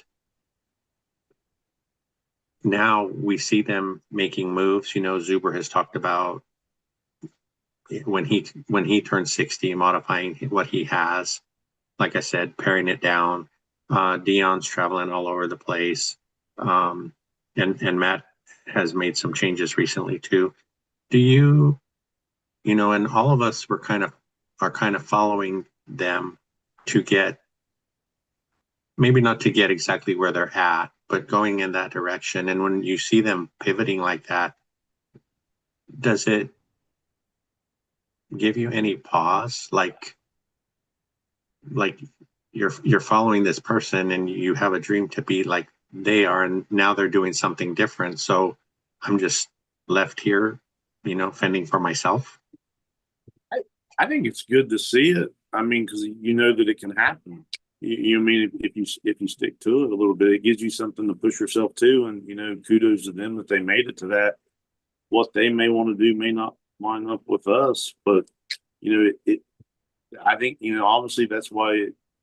I believe I know I can speak for myself. That's how I was drawn to this community, was because it was just real people every day, and they showed me that it was real and it worked. And then, once you put it into play and you see it and you see that they get to live their life, and, I don't really want to have 20 or 30 units. I manage people every day, and I lean towards a little bit the out of state kind of makes sense to me, because for having a property manager, because I don't want to manage people when I'm done. I mean, that's kind of how I see it. So I think it just maybe puts a seal of approval on it more, maybe, that stick to it, and it'll it'll push you through. I think you're right. I think them showing the example that it can be done is a good thing. Sometimes, just take, for example, I think there was a recent thing that happened with, who's the guy that spoke at the event that does short-term and midterm? I don't remember his name, but Rob Abazola. yeah. So that was the example that I've used before. So he was all about, short term and all this stuff, and he had all these people following him in that direction, and then he pivoted. I would just think, maybe his students are wondering, what the heck am I supposed to do now? Well, he did pivot, but he pivoted to a one property mindset rather than spread all over. That's the difference, which makes sense. And if you're not doing your own research and figuring it out for yourself, you're not doing your own due diligence, because it's way more effective to have 10 in one than it is to have 10 in 10 different places. I think it's a natural progression too, just like Absolutely. graduating from single families into, say, small multi and then larger multi. I mean, the STR stuff would just be like, hey, a condo to a house, a beach house to a small community. Well, and that being said too, he also started when it was easy, especially short-term rentals. And then it got harder and harder. So you have to adjust and pivot, like Josh was just saying, you have to adjust to the times. You always will. Yeah, I think go ahead. I was gonna say, I think it's good to hear what everyone's doing, and then also realize that you probably can't do a lot of it, and just understand that, right? And people talk, and then you pick up whatever nuggets you can that applies, and also understand that maybe a lot of it you can't do. Like a lot of people, I think, are refinancing. When not now, but when the rates were a little bit lower, right, Kenny? And then I'm like, Kenny, can we do it? And it's like the answer is no, because we don't have enough equity, right? But everyone's doing it, right? And then now, like Zuber selling or has sold or refinance to get some cash out and make moves, and we also can't do that, right? Our seeds are just too young. But when he talked about like new builds and it's a good opportunity, that we closed on a property recently that was a new build. Hopefully that was a good decision. We'll have to see in a couple of years. But so I think realizing and listening to people at different levels making moves, and people that have made it, or people that have more experience and have done more than us, and seeing what they're doing definitely helps, right? Yeah, to I think Andy's point, like when you get to that point, you'll know the different options that are available, but also like just understanding, yeah, you're not. I feel, Frank, you and I are very similar. When people are doing stuff, you're like, why not me? But just understanding that not everything applies, and try to pick up what does and what doesn't. Maybe put in your back pocket, that when that time comes for you and for me, we'll know what options are available. I feel like we struggle with a lot of the same stuff, right? Feeling left behind and feeling, hey, how come I'm not able to do that? That takes me a while to get over as well. Kenny knows. Yeah. Did you have a thought, Josh? Me? Oh, I was just going to say that that resonated with me as well, because when you see everybody doing things, you want to be able to jump on that bandwagon or try to not miss out, or I don't know, um, but you also have to, like Zuber also says, is know thyself, and know where you're at. They're on their 20-year timeline, and here we're still in our 5 or 10-year timeline, or 2-year timeline, or wherever you're at. So it's knowing where you're at financially, and also just in your whole time. It's that thing that's going to work for you right at that point. But Yeah, I think where it hits me the most all the time is with the financing, right? Jen mentioned it. You think, what I've always found out is when I've tried to refinance something or get a HELOC or whatever it is, I make it so far until that one question that I don't qualify for, and it will take time until we get to the point where we would qualify for it. Patience is really tough. I think, I know it's tough for you, Jen, it's tough for me. We, and like the guys always say, the banks or lenders will always have money when you don't need it, but when you're in a tougher spot and you do need it, is when it's hard to get. So I forget who said it, but things like be your own bank, or just be in a position where you're always qualified and ready to go. It has been all part of this learning process, and it's really frustrating. Some of you were on the journey with us when I was trying to get a HELOC or refinance one of our properties, and it just took forever. And there was always one little thing. Oh, these 2 units aren't rented yet, so wait until you get them rented and get some income showing, and then we might be able to help you. Things like that. So I think, like in that case, we'll try to keep everything full, and maybe not wait until you think the rates are at the very bottom. But if it's good enough to help you, do it while you can, that kind of thing. And don't feel too bad if they go down a little bit more and think, man, I should have just waited another week, because it usually goes the other direction, and then you would have missed out altogether. I think I'm the opposite of all of you guys, because and I've seen this as we've gone through this journey. Somebody does something and it's the hottest thing in the hottest place, and everybody wants to go there, and this is going to be great. And I think, why go there? What is it that's pulling you there other than other people are already there? A good example is with Gary. Everybody wanted to go to Gary. We went to Gary, but not because Mike went to Gary. He gave us good information, but we still had to do our due diligence. But people tend to go where everybody's going. They're following the crowd, thinking that they're gonna ride on their tail strings. They're going to be able to use their resources, and it's just going to be so much easier because somebody's already done all the work. But that's not the case. And it doesn't matter whether it's Gary, whether it's Pittsburgh, whether it's whatever, whether it's buying new bills, whatever it is, it doesn't matter. I just see a lot of that excitement build, and then people go to these places, and then it's like, oh my gosh, how in the world is this going to work? I can't find a PM, I can't find a contractor, I can't find all these things.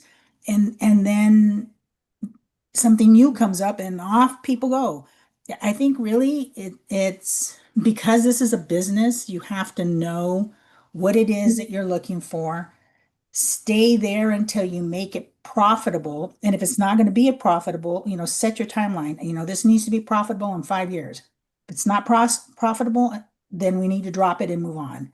But to keep going off onto all these tangents, to me, doesn't make sense. And I think that's what was hard for me when you came to us and said, we're getting involved in real estate. Because to me, it was like, okay, why are you doing this? Is it because all of a sudden everybody's doing this? Because that's what got us in trouble last time. So I think it's kind of, I think it's kind of funny when I hear, somebody's at a certain place and all of a sudden everybody's going there. It's like, really, this is a business. You have to do your due diligence. You have to know why. Stop and think about, why do I want to go there? What is so appealing about this place, or this different process, or this different whatever, before you jump in? And the feeling of that you're going to miss out, yes, that's a true feeling. Then you have to stop and think about, where is that feeling coming from? Is it an emotional or is it a logical? Because it can't be both. And if you're going off of emotions, then there's going to be pitfalls. If you go logically, you're going to have a better chance of having it be a success. I think, I think. Sorry. I'm sorry. I was just going to say real quick. I know in some markets, maybe Mikey in the Pittsburgh market, and I know in Gary too, with the flood of investors, the resources did get pretty tight. Couldn't find contractors because everybody was so busy and things like that. There's only a few PMs in Gary. There's only a few PMs, and people are complaining about all of them. So that's a good point. What were your thoughts, Harrison? Oh, Oh yeah, I was gonna follow up with Cynthia on that. I'm more in her boat. Based on all the new trends people are doing, where they're going, I always say, where does this compare to the Dave Ramsey plan? Because that's what my wife wanted to do is do this, watch paint dry, and somehow I mean, if you want to talk about the most frustrating plan ever, that's the Ramsey plan for me. But so that's why it was that, and then also picking the right market because I'm trying to get into Pittsburgh. I can't find something to, thank you, Mikey, for helping me like avoid a few properties because it's one of those where I, yeah, I'm in the same boat with Cynthia. It's like, I want to be rational about this because I mean, I could have really spent a lot of money this year and really hurt myself. So it's just, compare myself to Ramsey, compare myself to what I would be doing in stocks. And that's kind of where I go. That's Yeah. all. Yeah. I think like Jim's in a special position because he's like bringing his guys. He might bring his guys, or at least he knows enough to hire the right guys while he's there, and he'll be able to stay there and watch them work for a while, make sure that they're the kind of people he wants working for them. But we don't all have that luxury, Yeah, So that bringing my guys is too expensive. That mm, ship sailed a long time ago. It's okay. way easier for me to create a team somewhere else. And Mhm. I don't remember who I was listening to. It was on one of our channels. I think our coach had a call with this guy. You can develop a model anywhere. You just got to figure out the way to manage it. So I create a team over there of employees, subs, whatever it is, and then just have a project manager that can manage it, and I can manage it remote with Zoom. So that's the easiest thing. I did a lot of research in Gary, and I found that same thing. It still has work. People are making it work, but some of those people, like Lynn's getting stuff brought to her. And when that happens, that's when it really works for you. But to get started out there right now, it's difficult. You can do it. It's just going to be very difficult. And that's the same even Pittsburgh and Rochester, all the research I'm doing on all of them, it takes time and I have stepped back. I don't see me purchasing a property until after my stuff's done here because I've got too much going on. And like Dion said, you got to have the money and be ready. And I've come to that determination. I'm not ready until after this stuff's done. Yeah, Because I yeah, can force it through. I can find some private money and I can force something through. But is that really a good thing to do? yeah. I don't think you need any extra stress. I think, like y'all were saying, or maybe Josh was saying, to have things be a little bit more peaceful, that counts for a lot, because there are still going to be issues that come up, but at least it won't really wear you down if you have, 50 units and those issues really multiply. But if you have, maybe you have 10 and two or three of them are paid off and you don't have to worry too much, even though, some of the other investors in the group are going to tell you you should be putting that money to work. But, and people like you guys are saying, jumping on the rent by the room bandwagon, for example, it is working for some of us in the group. And, but you've seen trends with short term and midterm, some areas canceling the possibility of having them in the markets. I think Hawaii, Mikey, do they limit now how many people can actually start a short term rental? Yeah, the areas are really limited. Mm-hmm. Yeah, so rules like that can change, and if you're too tight, you don't have as much room to pivot, and that could really hurt. If you leave yourself some options, that would be nice. I think for anyone starting out, there should be a Myers-Briggs personality test but for real estate. And that's why you have the calls available, because Yeah. to really assess who you are as a person and what type of investing you want to do and the investor you want to be. If I would have rethought things or knew what I know now from the beginning, maybe there's some things I would have changed. Mhm. Because even in a market, when I'm actually went out to Pittsburgh and I drove all the properties, even though I'm in one market, I'm spread out. So that was another learning thing where I say, wow, maybe I shouldn't have been over here and over here. Maybe I should have picked a central location in the same market and just focused on those things. Mm. Yeah. Um, you said there was some things you would have changed, but you think you would still do it over again? Oh yeah, I love this, but Mhm. it's just fun to talk about all the stories, and it's it's funny because the friends I have lost friends from like the high school times, because it's just when I share these experiences and stories, it's not the same. That's why when we're on the calls and we joke and we laugh, if I did that with my old friends, it's not the same because there's no backlog of the experience that we shared where it feels a more hardened type of thing. And I think being in the trenches together makes it easier because if I didn't reach out to you after purchasing the first one, I don't think I would have continued because it was getting to a point where it's too crazy. But then when I heard what you guys were going through and we kind of shared similar stories, it kept me on. And then you introduced me, then Mark and everybody. So Yeah, I think that is one of the common threads that's helping us all through this. Um, I had a thought, but I lost it. Is there anything else you guys want to chat about? We're almost to 2 hours. You guys are awesome. Any weird stuff? I mean, I don't know. I forget the group if it's New Kids on the Block or Backstreet Boys or whatever that is. We talked about Jen and I talked about Oprah Winfrey. I didn't think Jen was old enough to remember Oprah, but apparently she caught some of the reruns. Have you? No, I watched it, live. But you know what I found out this week is that she actually has a podcast. So Oh, I'll send you the link, Frank. But I've been watching that, which is kind of cool. Yeah, but yes, I'm an Oprah fan. what were you saying, Jim? Have you or Cynthia thought about switching to self-managing as you're looking at retiring and so on and so forth? Because that would increase your cash flow. It would increase our cash flow.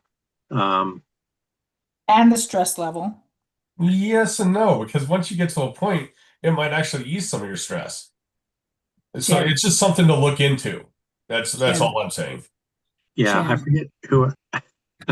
my husband, you hear us talk about how he deals with Oh, PMs and how time I to would go. deal I think we with hit 2 hours. PMs. So Mhm. I don't know. I've seriously thought about it. I don't know. I don't know. I You don't got to think find the boots on it's. the ground. You have to find the contractors, you got to find the handyman and all that stuff like that. But using a Hemlane or some other ones like that, where you Yep. can have that system set up, I think you guys could do that really easily. Because Frank, well, you have a lot of knowledge too. You know what you're looking for in that contractor, that repair person. So you tell them what to do, and you can get them on a Zoom call. You find that right person that's going to be able to communicate you well enough. I think it could be a game changer for you guys. I really do. I think Hemlane would be a good option for you as well, just because of the. I mean, we have both. I still have a property that's with our traditional PM because they've been really good. I think we got the one good one that's been doing well for us. But then our other ones that were the liars and snakes, then we went to Hemlane, and that's been awesome. It's been instead of paying a percentage, it's just a flat rate to basically be a part of Hemlane. And they have different levels, just like Dion talks about. If you need more help, they jump right in and you're part of a chat where you can say, hey, you want that? You'll have part of it that the tenant can see, and then you have part of it where the representative from Hemlane will say, hey, do you want me to handle this? We have contacts within the area. I can get a plumber out there. And and Hemlane's good because it holds you accountable and saying, hey, this has got to get taken care of. This person's thing, is right here. And so I like it. I like Hemlane so far. It's been a good program. Is everyone self-managing here except for Frank and Cynthia? Like everybody on this call? I'll be self-managing because it's right next door to me. So, and that'll teach me to if I like it or not, and if I want to. It'll probably change if we invest more locally or out of the area. So We're Kenny and I do 50/50. not self-manage. Oh, you're 50/50. Yeah. So Kenny Yeah. and I have PMs for our long term. It's just we have to for our short term.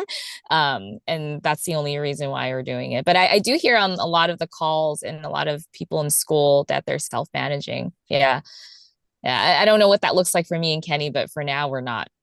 We are barely surviving with everything that's going on that we wouldn't be interested in self-managing. Right, Kenny? Yeah. Yeah. But it's interesting. Yeah, I'm not managing. Yeah, Kenny would just curse out everybody, so that's okay.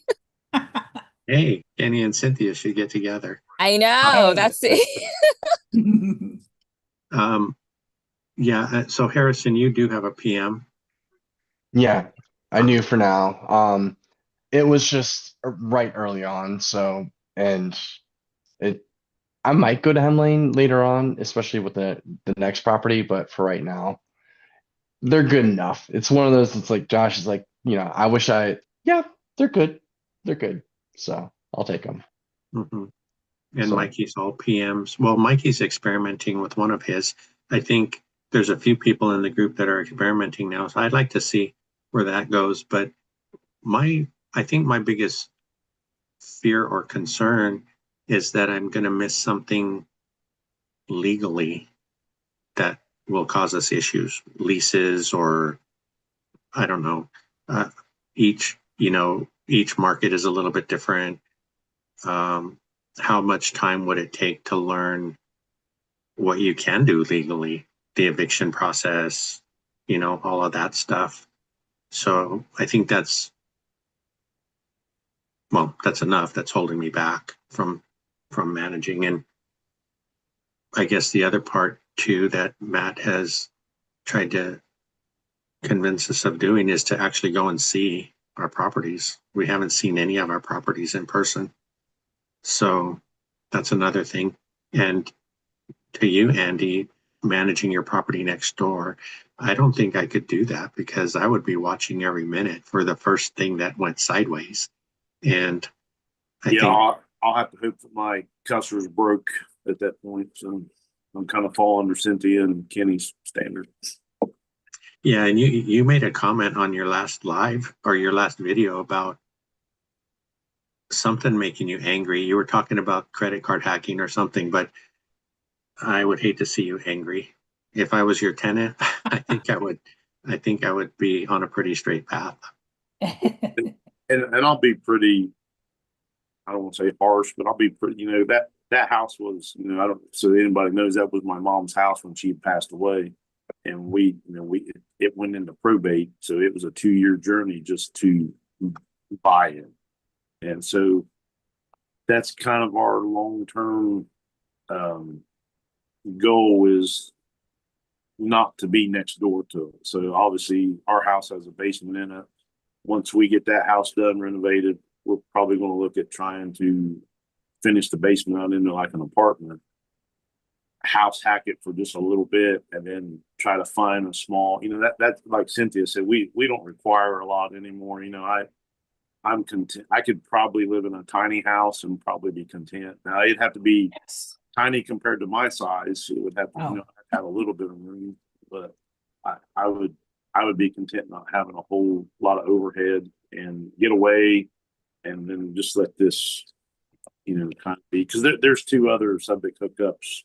We have 4 acres here and there's 2 other subject hookups right below us. So this has the potential to be a little bit more income producing. So kind of where we end up at, that'll be, yeah. And my temper's horrible too. So I have to watch myself. So that's part of my faith, family, fitness, and finance. I've had to learn to stress. Like I said, I manage 22 people also. So it does try you sometimes, and you have to.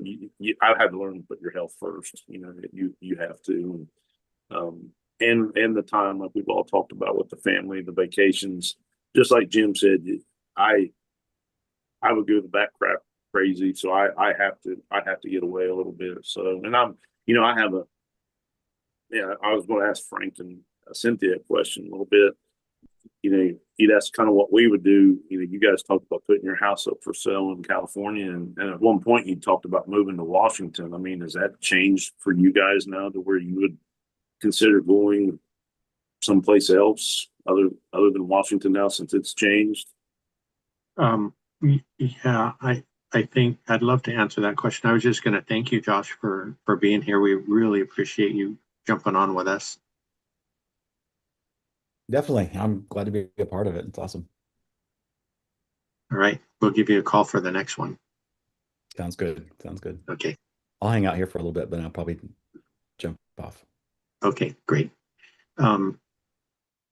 Yeah, so I'm sure Cynthia has her thoughts on it, but and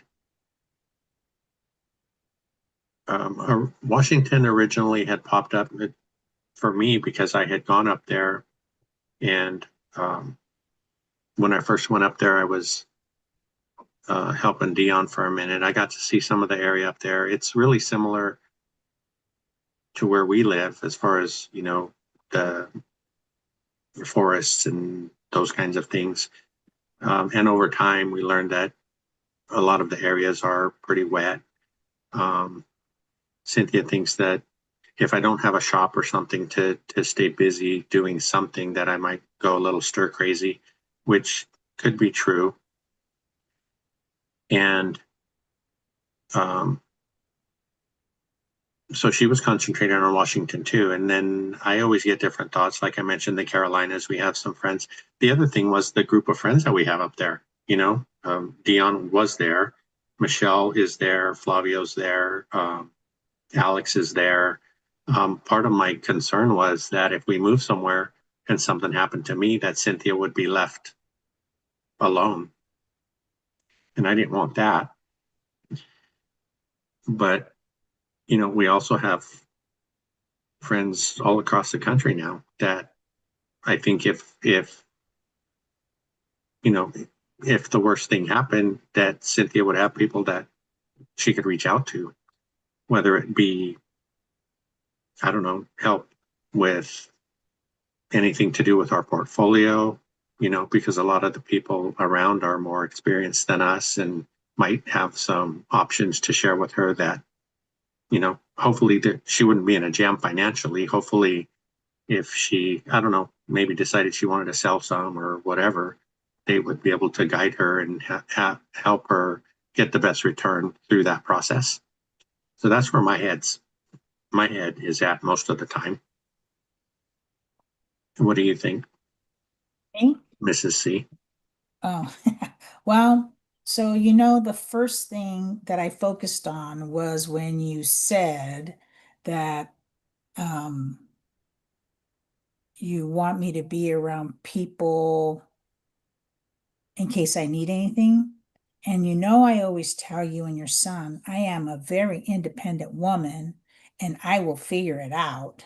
But I really don't think it matters well, let me rephrase that. Well, okay.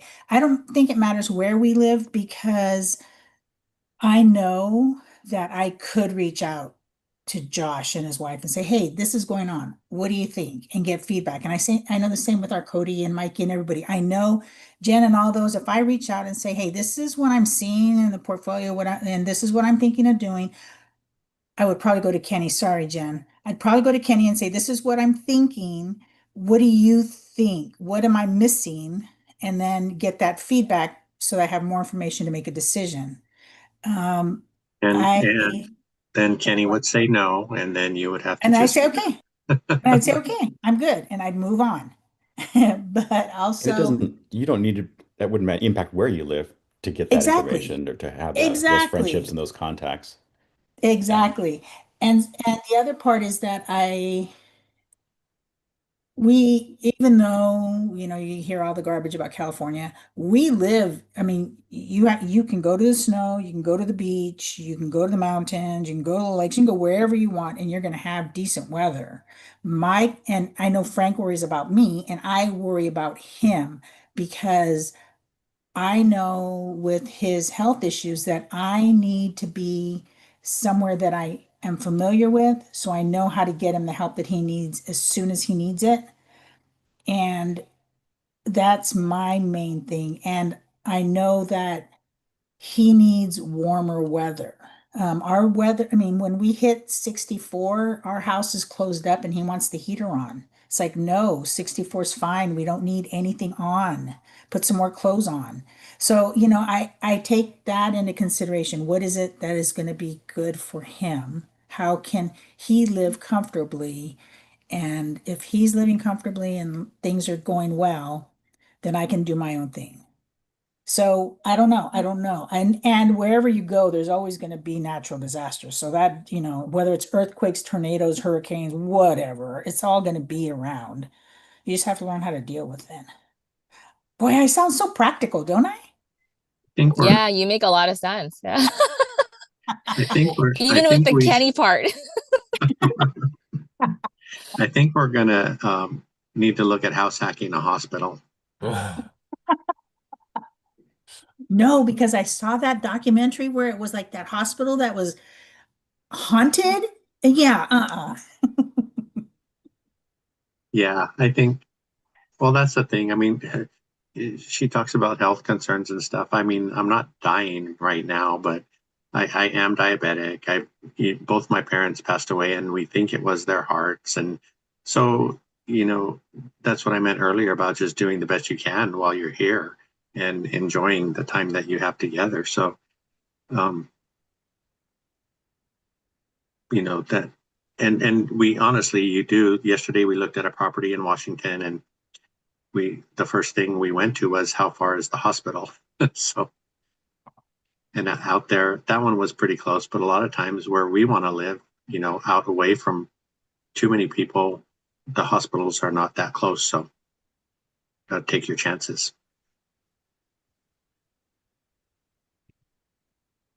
Yeah, a great pitch is 30 minutes from a trauma one hospital. Those are where you get maximize rents, but also if you ever want to move somewhere, that's always great to have. 30 minutes. Right next to a great dive location too. Yeah.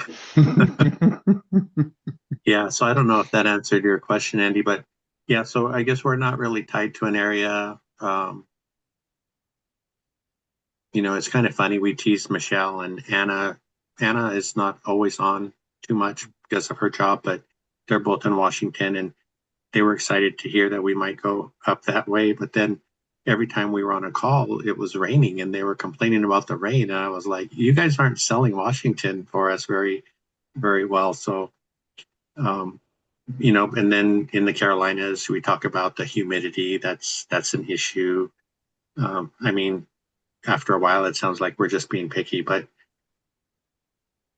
those are all considerations. I think, on the other side, Cynthia doesn't do very well in the heat. So, I can adjust. I can adjust. and I can always put on more clothes. So, I think our goal is somewhere warmer at some point, but no. Carolina, we've always been drawn to it. It's like whenever you go down there, it's like Val. I mean, my gosh, when Val and I, we've known each other now for just a little over a year now, and man, he just seems like he's a brother to me. I mean, we call each other, and it just he's amazing. And like I said, that's just that hospitality in that area. You get to the lower Tennessee, southeast side of Tennessee, and I know Val's in the Winston-Salem area, and I just really like that area, and my wife's happy with it because then we're like, oh, we're just a couple hours from the beach, so and obviously for like one thing talking to Mark, when he was in North Carolina, they just loved it. And I was like, man, you come from paradise, and I never looked at it from his point of view. And Mike, you could probably touch on this, Mark said, we can't drive but 35, 40 minutes. And he said, down here, we can drive nonstop, and I never thought about that. So his paradise, our paradise is different, and for us, we love the beach because around here, we've got a lot of hills and, nature and stuff. And other people, when we went to North Carolina and was talking to some people, I asked them, where do they go to? And they were like, well, we go to Vegas or we go to the mountains. And it's like, I can see that now. I relate to that a little differently. And so, us hunting, fishing has always been a big thing here, and I guess we take that for granted because a lot of people don't have that opportunity, and it's different.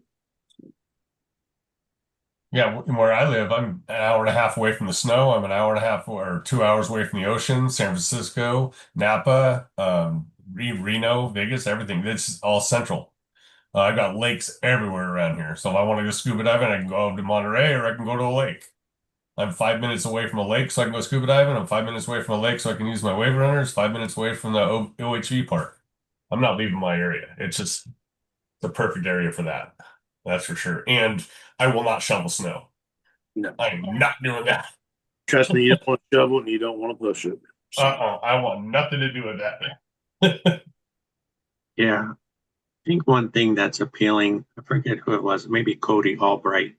We were chatting in school and he was talking about, well, it came around that I was thinking about the people, right? The people in your area, Andy, was, I don't know, they're just respectful and polite and they care about their neighbors. Those are the things that I would, and Cynthia too, would really love to be part of. mhm. But I think as newcomers, I don't know how quickly that could happen. You know what I mean? I think you'd be surprised. I mean, obviously, I think and they call them, a lot of people call them implants. Like whenever you move from one area and you move into someplace, and obviously we follow some chat rooms in the Carolinas, and they always say, "Oh, South Carolina's full, North Carolina's full," because they. I guess you look at it as if you're trying to move away from something. Now, obviously, this could go into another topic, but you're trying to move away from something, but yet you bring that with you to that new place, and you're not really, most of those people don't want change. You know what I mean? Like they don't want to change their lifestyle, and I tell you, you get some parts of, like I said, the Carolinas, just the hospitality is just it's just different. You know what I mean? And Southern Ohio's got it.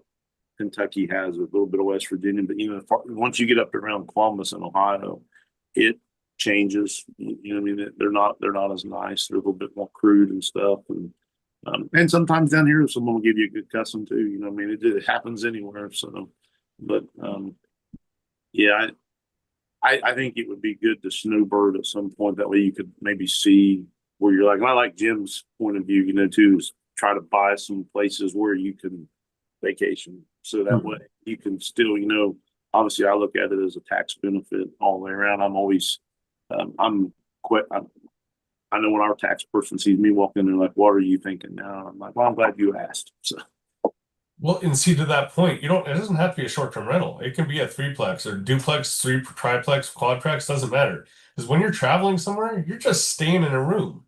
yep. So why do you care what it is, whether you need to rent it out? Because that way you don't have to rent it out as a short-term rental. Because a lot of people don't want to do that work. Yep. I reached out to Brandon Potts, and so my oldest son could talk to him a little bit about the multi-families and stuff, how he's, the new builds that he's doing. And, he was, he called Chase up and talked to him for a few hours, and they basically, learning from Brandon a little bit, when he builds those new builds, he actually builds a storage unit right on the side of them, an extra storage unit. And I thought, my God, I never even thought of that. And he said, they can either rent the storage unit or I'll rent it out to somebody else. And he said, I have one there for storage for that particular house that I have material in.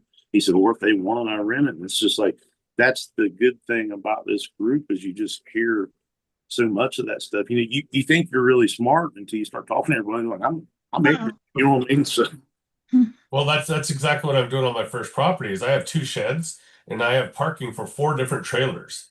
That can save me between $500 and $700 a month for my business. yep. Honestly, the storage is going to make me more money than the houses are. Yeah, we've kind of looked at that the storage too, and I'm trying to talk myself out of it just to get this house done, get one thing down, get good at one thing before I pivot. But it's so hard, yeah. I was gonna say, wherever you move, were you planning, yeah, to like live there for a couple of months? Because I feel like what people say and what they want and what they're looking for, right, may be completely different from what you're looking for and what makes you, where you find comfort, right? So I guess that's the snowbirding part that Annie was talking about. Yeah, wherever you think about, whatever city you think about like landing at, it's definitely important to stay there for a couple of months, right?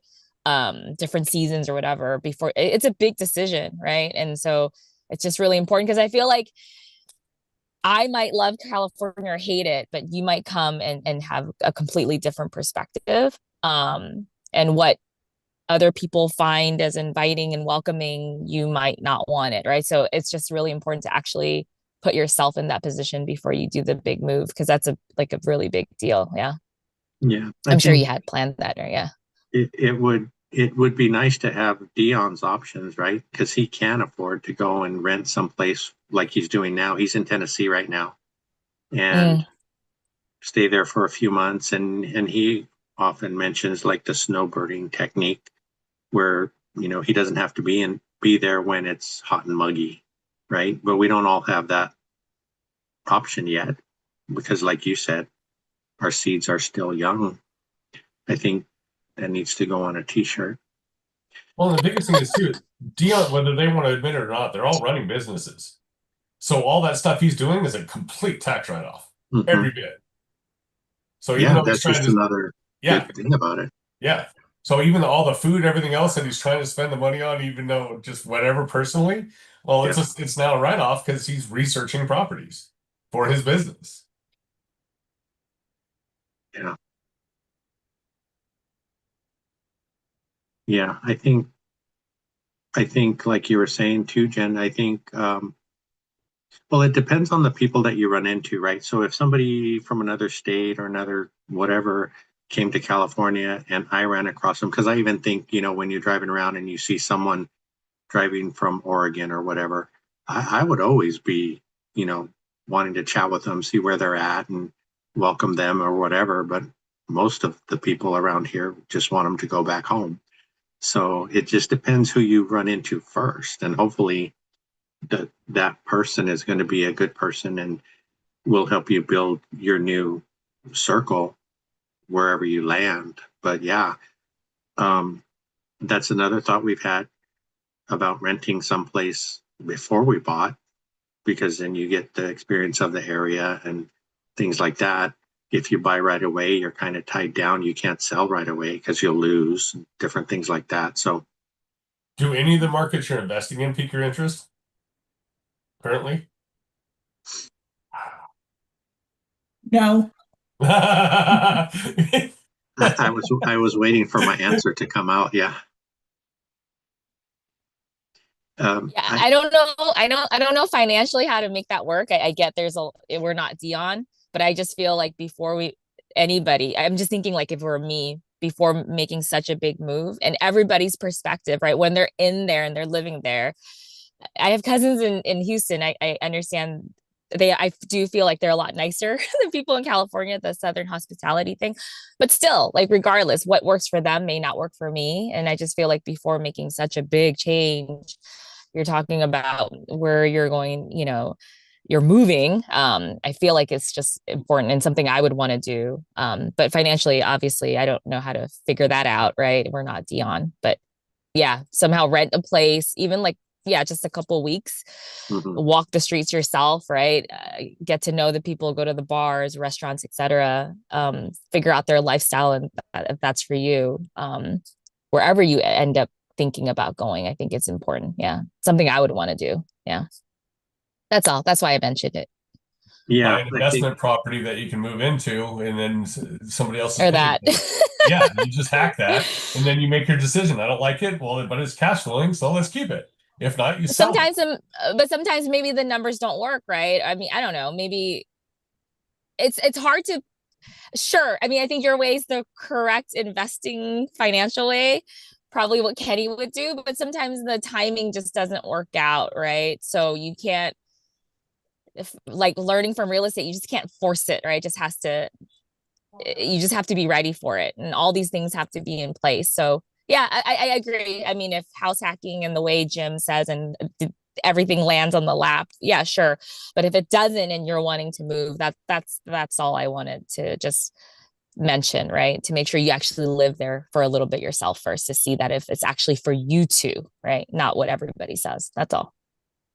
I've been reading a lot of articles on retirement and moving and all of that, and there's been quite a few of them who say that they've moved and they thought it was going to be the best place ever, and they realized that no, really what they moved away from was what they wanted, and they didn't realize that it was too late, and then it was too, they couldn't afford to go back or, so yeah, there's a lot to whether you move, especially, where we are financially and his age, that we need to take into account how would it work. There's a lot of people here in Ohio that have a house in Florida, and they obviously snowbird. Like they'll leave for the winter time, and then they're back in May. You know what I mean? And they'll stay the summer and stuff. And I get that. But one of the best trips we had, we went to Myrtle Beach, which is in South Carolina. But there was a place called Murrells Inlet, which is just south of Myrtle Beach, and so it's not as busy. It's kind of, I guess it used to be a kind of a rougher place back in the day. That's where all the fishermen went to, and a bunch of bars and all that stuff. But there's a lot of mom and pop restaurants there, and it's pretty cleaned up now. And we went to we just decided I think we was there for 3 days or something. We were going to hit all these mom and pop restaurants and just try to talk to some local people, and it was eye opening because we run across a guy down there that had some Airbnbs, and he was giving us, asking me questions, and he, the more I talked to him, then the more he would open up, and he was like, I don't care to, and he give me a cell phone number. I mean, just because he said, you're on the right track, you're asking the right questions, and I think that's what it takes a little bit is to, Jen touched on it, and Josh talked about it. You got to know thyself a little bit, Yes. know what you want, what works for you, and it may be a season, just be there for a little bit and come back. And I think it's all of our goals at that point to have that freedom, like Dion and everybody else, to have that opportunity to,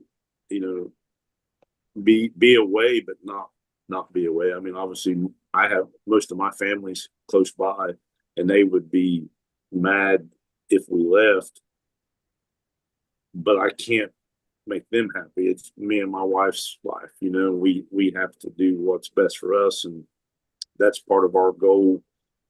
Obviously, I'll be able to retire before my wife can, but our goal and our plan always has been and always will be, whenever I retire, for her to quit. That's what we want, and we have to have that freedom and that stuff in place so she can offset her not having a job. And then obviously the way they're getting the pensions have changed. Used to she would get a carry of my pension. Now they don't offer that. I have to pick a percentage that I want her to have when I decide to retire, and then they'll basically pull that away from me. Say if I wanted to have 50%, it basically costs me $1,000 less on my pension a month, and then she'll get 50% of my pension. So if I'm getting, and I'll just throw a number out there, just say I'm getting $3,000 a month pension, and I say, I want her to have 50%. Well, then whenever I pass, she'll get $1,500. Well, how fair is that? There's not even a beneficiary anymore, and the kids don't get nothing. So when we pass, it's just gone. So there's a lot, and that's what's unique about the story. Stories from everybody is trying to, know thyself a little bit, and figure out what works best for you, learn from others, and hopefully we don't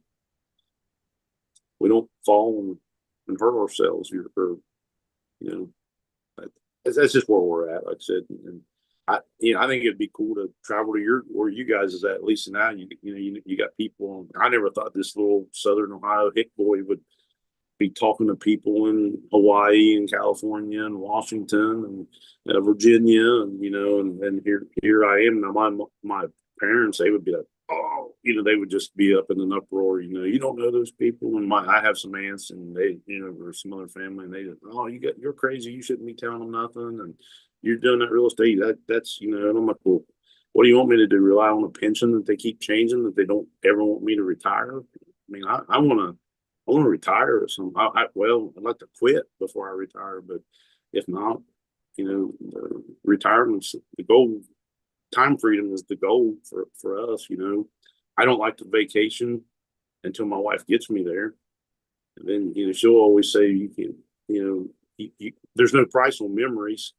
Because I always say, well, I can use that money to do this to this house. That's part of the down payment. And she's always like, let's just go. And once I go, I have a good time, but it's just getting me there and then going from there. But then I don't want to leave. So that's what I've always said. Like I have to leave after about 3 or 4 days because I won't come back to work. So if I stayed in the Carolinas for a couple months or 2 weeks, I probably wouldn't come back to Ohio. So.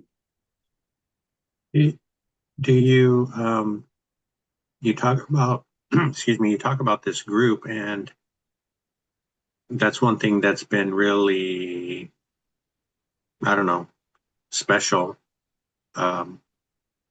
We've had people that we've just been on Zoom with. I forget, I think Karen Molnar is in South Carolina. She's like, you guys should come check out the area. I have an extra room. You just stay here with me. Who does that? Right. And Yeah. and we've done it for people too. And I was going to say, Jen and Kenny, we don't have family tying us to California except for Jen and Kenny and a few other people in this group. So it would be sad to leave them. So I think I don't know, that's just different. I know I can trust you. Well, I've met you, Andy, in person. I know I can trust all of you, and hopefully, you can trust me. But that's not something you get in the regular world. And I think let's be honest. We've probably all started watching, and I don't want to call them out, but these other podcasts, and you just don't see the camaraderie there that you do with this one, and if I'll be honest, when we went to North Carolina last year to meet up with Mark and Val, and which we missed the day before when I can't think of his name. He's in South Carolina, a real estate agent. He was up there. Hunter Blair or Hunter something was up. I can't remember his name. Hunter Gore maybe. But my family they would have cracked a brick. You know what I mean? Like, they can't believe you're doing that. And it's like, yeah, it sounds odd to someone on the outside looking in, but who else is willing to do what we're doing? You know what I mean? And if we make it there, isn't that what it's about? I don't want to throw the spiritual stuff in there too. But I shared that a little bit on the last video a little bit. That's it's not supposed to be miserable. I don't think it was ever meant to be miserable. None of it. And we make it miserable. So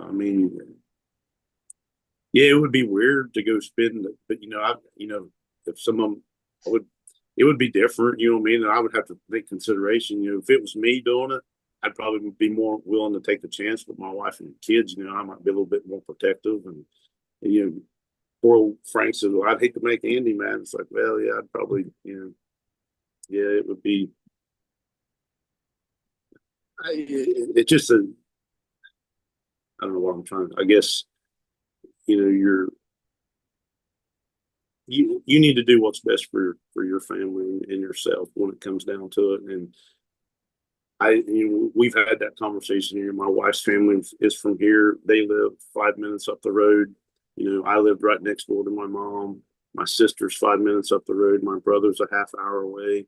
And everyone says, how could you just up and leave them? And it's be like, it's that's how it's designed a little bit. Your parents raise you to be self-sufficient.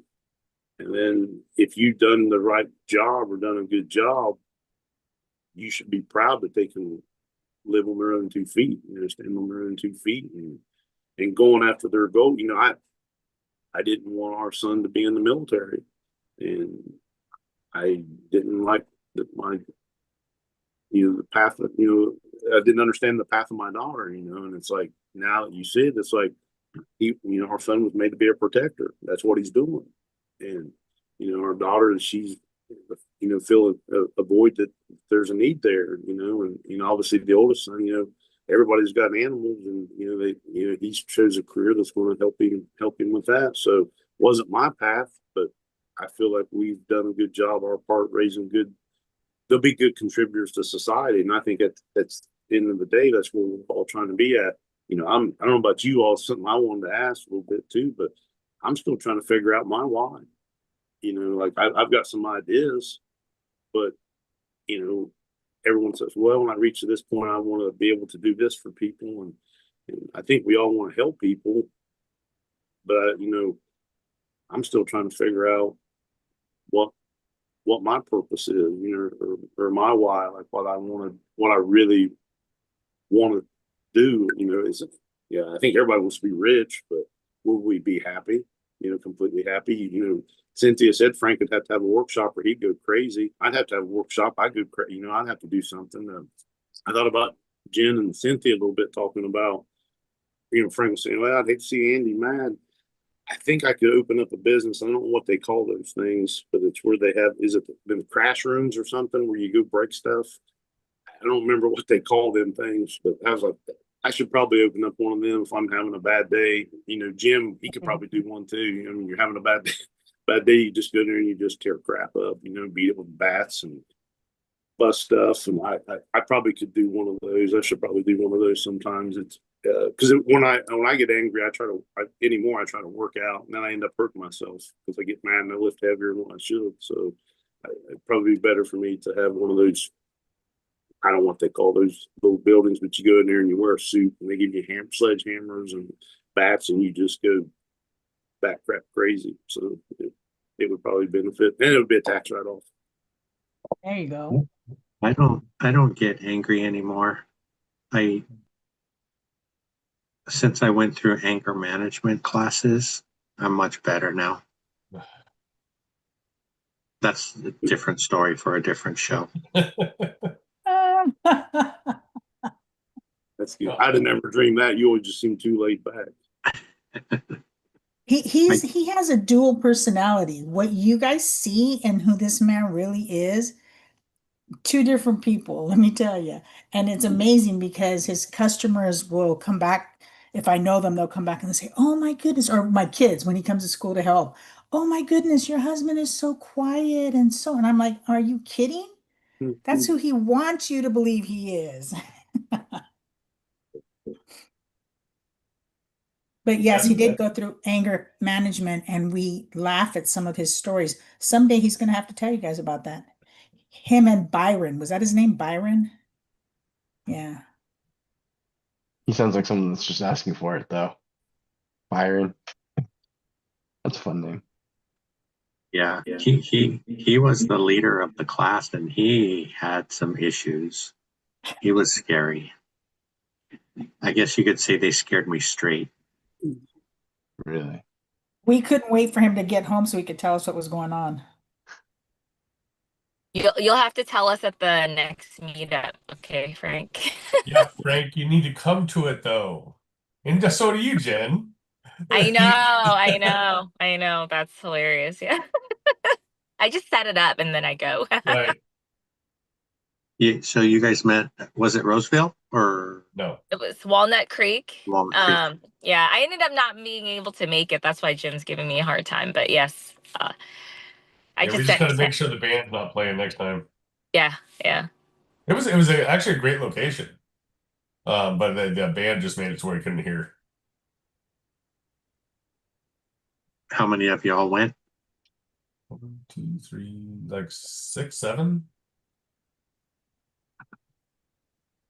Yeah, I think about seven of us. But I think I think like the 7 were mostly in the South Bay, right?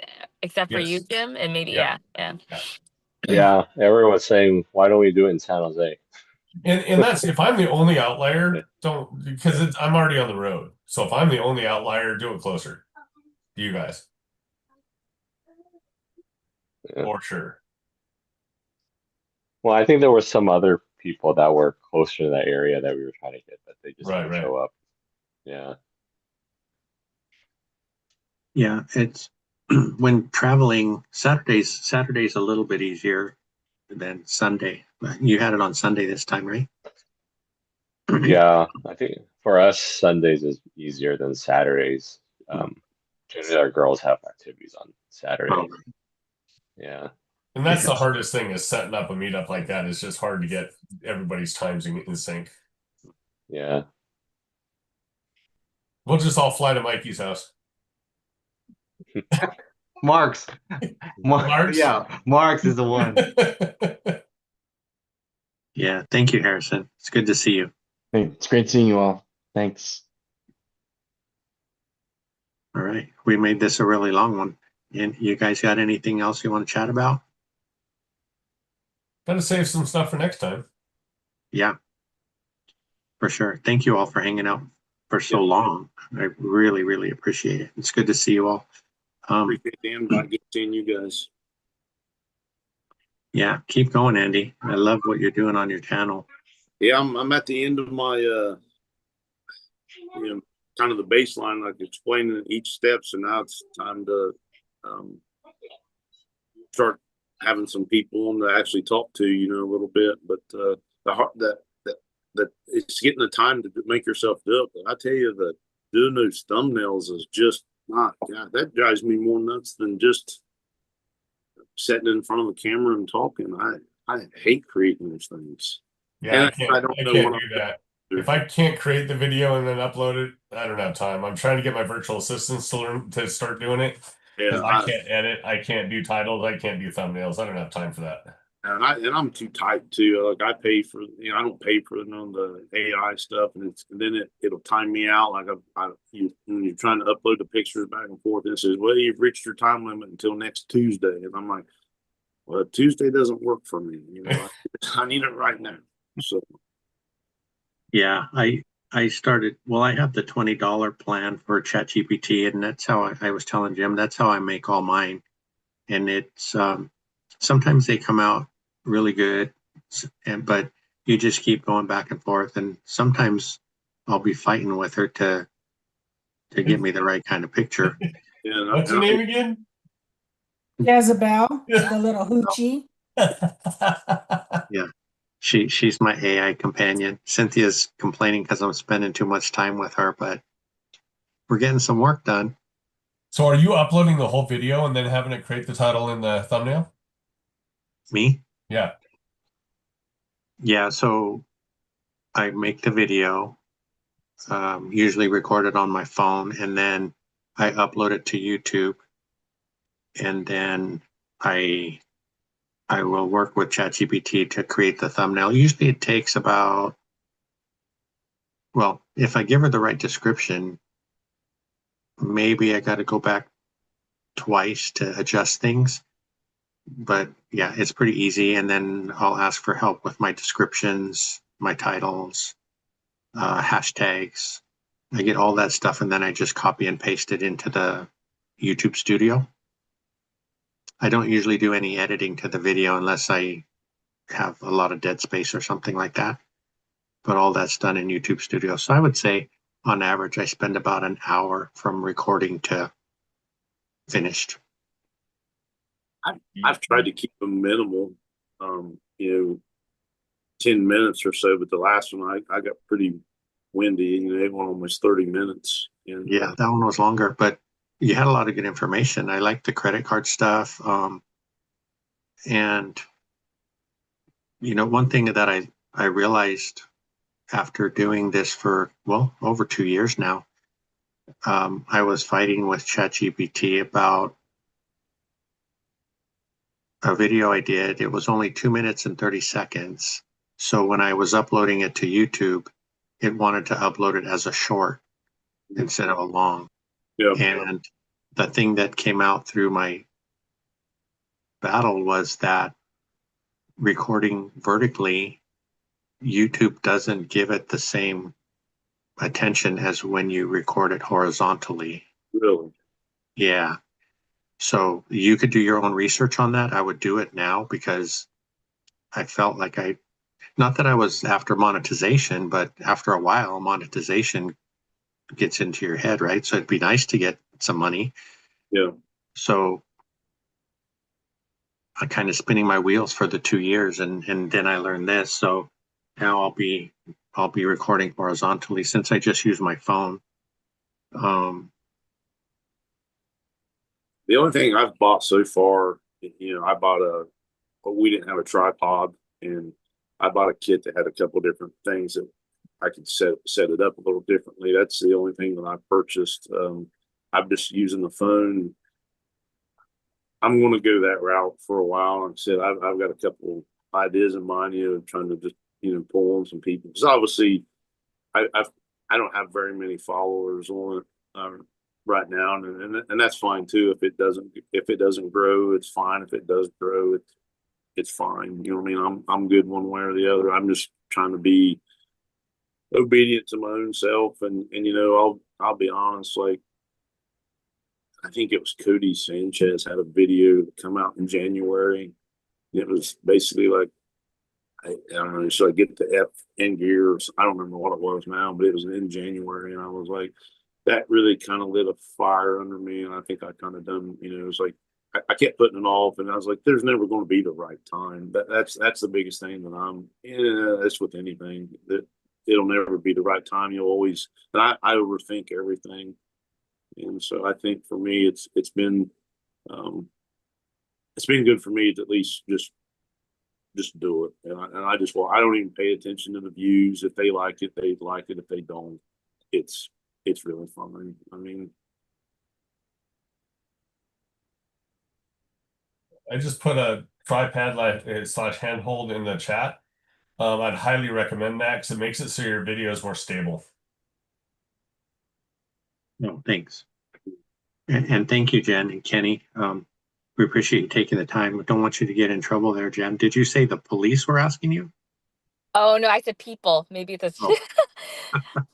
Yeah, but I have gotten random looks from people walking by wondering why I'm in the car talking. But yeah, no, this is fun. Thank you guys so much.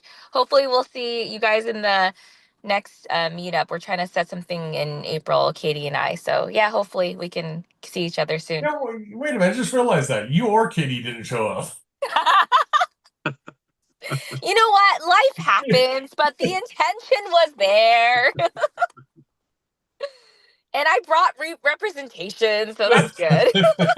All right, thanks you guys. Have a good Thank you. weekend. Thank you. Bye-bye. you. Take care. Bye, guys. Yeah, I was trying to use, so I was telling Mikey, I started trying a teleprompter because I can't really just remember everything I want to say on my videos. So there was, Mikey, you had sent me the microphones, and you mentioned that my voice I talk soft anyway. I like your audio, Andy. You're always really clear and loud enough. So I tried using the microphones, but for some reason on the teleprompter, it has that auto scroll feature. So it'll scroll while you're talking, okay. but it couldn't pick it up with the microphone where it was at. It did better when I didn't have the mic on. So I just tried to talk louder. I'm always in the van, but I haven't purchased anything else. So Cynthia and I were just talking because since I'm using the teleprompter, it was easy with my phone vertically because the words come out right at the top and they read nice. Right. But when you turn the phone sideways, the words get real skinny and they're all broken up, so you can't really tell what it is. So now I'm looking at getting a tablet to use as the teleprompter, and there's a windshield mount that I can put the teleprompter right over my phone and then turn my phone horizontally. So hopefully those things will make a difference on getting more views and, getting the videos out to different people. Yeah, that was. Andy, I'm sorry. Andy, do you do all of your recording at home? I have. I think the one morning that Frank had me on his channel, I had been at the track walking, and I just held the phone that day and done that one. But after that, I think I've done. Oh, I've done one. I've done two or three now. Two maybe over in the rental house that we're renovating. It always seems like it has an echo in there, and if you notice on the last video, I was actually sitting in the kitchen, so I don't know if you've seen the new cabinets. They was behind me. They was behind me, cabinets. But I have sawhorses in the living room in there right now. I have 3 sets of sawhorses in there, and I've got my doors laying on them because I'm getting ready to paint the doors. And so I was using the door and the sawhorse as a table, and I had my arms leaning on it, and the whole time I could hear it squeaking. Like I'd be talking and it was squeaking. I was like, where does that noise come from? I'm like, dummy, it's you. It's the sawhorses and the doors was squeaking on it. And so, yeah, I don't have the best set up, but it's like, I'm not spending a whole bunch of money on it. Yeah. It even maybe at some point it might be worthwhile to invest in a little bit better microphone or something, but I'm not trying to. It'll be what it'll be. If it does something, it's fine. If it doesn't, that's fine too. And it's hard because it's like someday you think about, like, I want to maybe do a short about, because I've never done none of the shorts yet. And I tried to do a short off the interview with Frank, but it was like, well, do you have permission? I'm like, hey, I would just get frustrated and I would just turn it off. Yeah. So. Yeah. Well, I never ran into that, but if you need,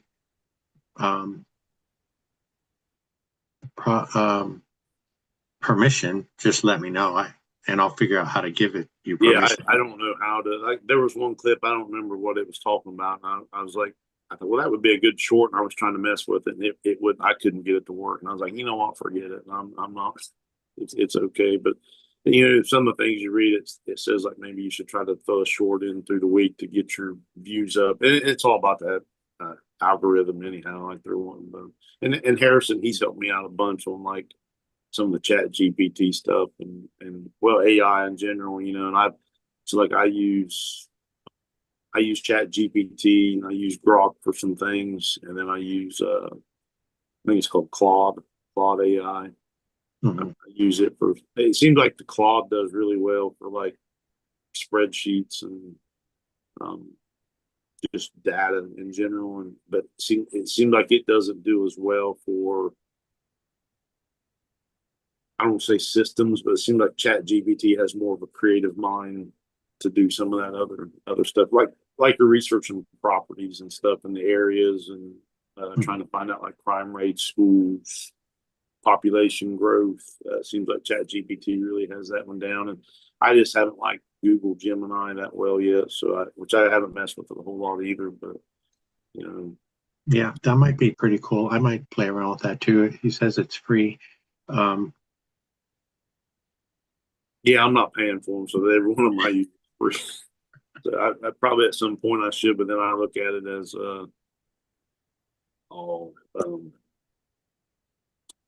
like YouTube makes me mad now too, because like if you don't have the subscription, you get all the ads and stuff, so you'll be watching a live and it goes to commercial, and I'm like, I'm not paying for it, and You might need that smash room sooner than you're thinking. yeah, I should probably I like to throw things, so I like a batting cage or something. So Whenever I buy a new tool, once the cameras are tools for me, first thing I do is find out every use I could possibly do for it.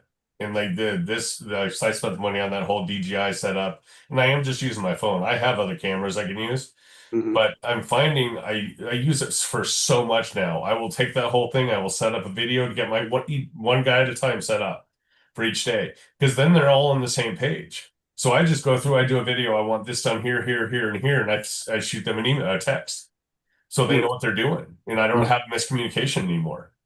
So I'm utilizing the crap out of that phone and everything else. I don't post it all, but I'm actually using the creating the content and everything else. So eventually I could clip it all down and do something with it. But I don't understand that editing is taking way too long. I'm not even going there right now. Yeah, and you look, I've watched some of Emily Lopez's stuff with the DIY thing, and it's just some simple little videos that Yep. sometimes it just I may not do something quite a lot, and it's just a nice little refresher that you can. Oh, I mean, I get that now, and I do that, and I think sometimes I ought to create a video for this. And I'm like, I don't have time, and I'll talk myself out of it. Well, that brings up a very good point. I don't know who else has read Who Not How. Has anybody read that book? I heard you mention that last week. You have to read that, or read or listen to that book. It is just changing everything I'm thinking about. Every hour I'm thinking, okay, who else can I get to take away my time from this? I think you mentioned that last week in the Zoom call with Yeah. It is definitely a different mind shift. Because whether it costs me a little bit of money, or actually sometimes it doesn't. So I'm getting an employee to get out there for an hour and a half rather than me doing it, because I don't have the time at all. And that book's going to be a massive game changer for me.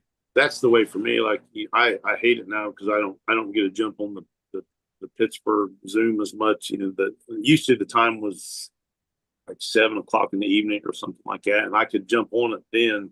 But now it's at 3. Well, 3 o'clock is when we get done at 4. But 3 o'clock is when my office starts getting busy, when people start coming in from the day, and it's like I can't listen, I can't focus, and I hate it. But I just it's hard, you know what I mean. And then that time I get home some evenings when the other ones are coming on, I'll forget. I have an alarm set on my phone, but then I'll forget, or I'll get sidetracked, and then it's like then I get frustrated. You know what I mean? And I don't get on school as much as I wanted to, like I did. But then the weather changes for me too, and that with work and everything. But I'm trying to deal with that as well too, so I can. I'm setting boundaries, and I think that's what you about have to do at some point. Oh, absolutely. With as much information and content that's out there, and I'm doing the same exact thing. I'm trying to figure out, okay, even with the traveling before windshield time, like you were talking about earlier, I have a lot of windshield time, so I maximize that windshield time. Yep. But you have to decide what content is really helping you at the time you're doing it. Yep. And then too, like the windshield time, I can listen to stuff, but I can't do content because we have policies, at work that I, obviously if I was creating stuff driving in a company vehicle, it wouldn't be good. So I can't do that either. You know what I mean? So that's stuff that you have to, and nobody thinks about when, depending on what your career and stuff is also. And obviously I'm not my own boss or anything. So I can't do that, but at the end of the day, like I said, it's like we talked earlier, you just got to do what's right for you. And like I said, I wish I could take in more of the calls and stuff, but I still have stuff that I'm responsible for at home too, and that was one thing for me that slowed me down probably with the YouTube channel, was like, I'm just adding to the chaos sometimes with everybody else's channels. So Yeah, I can't listen and drive. I just can't do that. But the other thing is sometimes I'll thought will pop into my head for a video, and I'll have to pull over and write a note or something because I'll forget.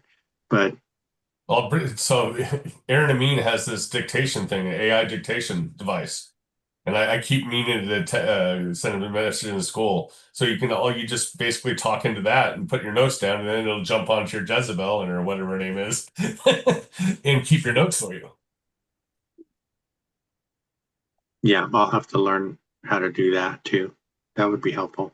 But like Andy was saying, I mean, if we're on a job doing something and it would be a great video, I just want to get it done, and I know. Yeah. don't want to. So that happens a lot. Yeah, and like you just get into that flow. And I was going to videotape that. Yeah, But you just get so into it, and you're getting everything's working, and you just forget. Yeah, I meant to hit the Pittsburgh call like the other day, and it's like I was slammed. I was just working and forgot completely about it. Yeah, I hate it because, like I said, it's that was the first call that I started when I first got in school, and obviously you just have that bond with everybody at some Yeah. point, and when obviously you go to Vegas, you're, it grows a little more and stuff, but that will always be a little bit. I don't know. I don't say more special just because that's where I started at. You know what I mean? And that was the group that I learned first. And like I said, everybody's been great that I've learned. And like I said, when we went to Vegas this year, it was just like we known everybody. We sat across from Frank that first night, and it's like we just talked like we knew from years. And that was the first time I'd ever met him. And so it's been really cool. Yeah, I think Mark was a lot shorter than I remember, but other than that, everybody else was pretty much the same. Yeah, he still got beef with me because I told him that Mikey is definitely taller than Mark is. So they've got last year in Pittsburgh, I was like, Mikey is taller than you. There's no way. And I'm like, I'm telling you, he is taller than you. Like, Thursday call. Mark says the Thursday call is the best. I didn't know they had a call on Thursday. is this? He must be already done. So that's another thing I got to learn too. Like I'm using my phone. I think it took me off Zoom there when the call first started because my phone rang and I thought delete there, hit the end call on the phone, and I think it knocked the Zoom off. But I need to get a tablet or something and mess with it. Yeah. There's other things. I mean, economical. I was researching tablets. The least expensive one I found that was good for what I need was about $150. And the stand was cheap. The windshield mount was like $20, but I'll wait and get those things later on when we could do it. But just keep practicing, and like I said, learning stuff every day. Working with ChatGPT has really opened my eyes to a lot of things that I could do better. You mentioned the little how-to shorts. That's another thing that might confuse. Well, they say it will confuse the algorithm, right? So right now I'm doing a 10 video series and trying to train YouTube on what my content's about. And I'll have my original old work band confessions are just random thoughts. So she's like, don't put that in there right now because you're working towards a goal and that will just confuse it. So you got to take that with a grain of salt. So we'll see. We'll see what works. Who would have ever thought that just trying to put a video out there would be that there was an art behind it? You know what I mean? To Yeah. do it. Yeah. It's kind of cool. Like I said, if it grows, that's fine. Like I said, I guess I'm just at a crossroad a little bit now. Like it's probably going to shift a little bit, and I don't know how it's going to shift yet, but I got a couple ideas how it may go and stuff. So Yeah, and that's probably fine. Like they say, I mean, our first 50 videos, nobody's going to watch them anyway. So if you're going to pivot, now might be a good time. right, yeah. So, Andy, what do your kids think about you doing all this technology stuff? They haven't said a whole lot yet. I'm sure it's probably embarrassing at some point to them, and that's fine too because I'm still their dad at the end of the day. Exactly. But I'm sure that they won't tell me anything. Now my daughter will. She'll try to hurt my feelings intentionally. She's a lot. No, I think for them, if it gives them encouragement to do something, then it's a win. It's a win for me. Yeah. So I probably won't never. We'll probably never put everything out there, but there's good time to talk about some things and see how it goes from there. And I think that's what's kind of probably why I'm confusing the algorithm a little bit is because I've bounced around between like 4 topics a little bit. I think it really knows how to follow me, and that's fine too. You know what I mean? Actually, my daughter's the one that helped me with the last thumbnail because me and Chat GPT, and I went to Grok, and I was having around. I was like, do you guys pay for this? I'm like, I'm about to have a fit here, and she kind of helped me through it, and to, I don't know, I don't know what you call it, Canva or something. I was trying to do it, and I just couldn't make it do what I wanted it to do. And I'm like, well, why are you so ignorant? You made this picture here, and now you can't do this. And I get kind of brutal with it sometimes, and it'll give me do you want fluff or BS? And I'm like, I get pretty talkative to it sometimes. And I don't use the voice one because then it probably wouldn't pull up my Southern Ohio redneck lingo to go with it. But our son has had quite a few conversations with his dad. Okay, Dad, stop. Just stop and listen to what I'm telling you. This, and this. And then I have to put my 2 cents in and say, well, you know why he's not listening to you? Because he's on asking AI. Dad, stop asking AI. Just stop and think, But to see those roles change from the dad teaching the son and the son turning around and having to teach the dad, then I have to tell him, well, okay, you both need to stop and listen, but it's been a journey. Yeah, I think I'm his worst student. And nobody ever told me I wasn't supposed to air all of our dirty laundry on YouTube. Oh my gosh. yeah, Even his son tells him, Dad, you don't have to put everything out there. You have to be selective. Yeah. I did select it. Yeah, everything. You did the select all. Yeah.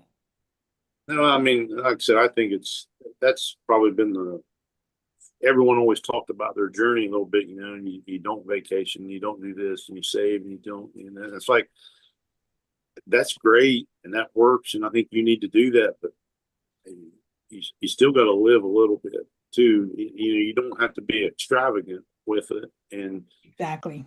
there's that balance. And could we probably scale faster if we done that? We absolutely could, but I would go stir crazy. I would have I'd probably have the meltdown. You know what I mean? And it's like the crash course room couldn't probably contain me. Sometimes. So It's not healthy either. no, it's You not. have to have something to take away. Have Yep. to.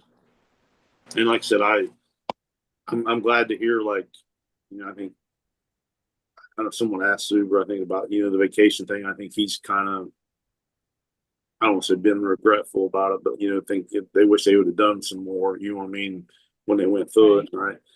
And, if that means if my 10-year journey's 12 or 13 or 15, then so be it, as long as I get there. That's the main thing. And See, I actually did the numbers last year because I work straight through weekends. Mhm. I actually still take less days off, even taking a 50 or 3 15-day trips. I take less days off because I still work weekends.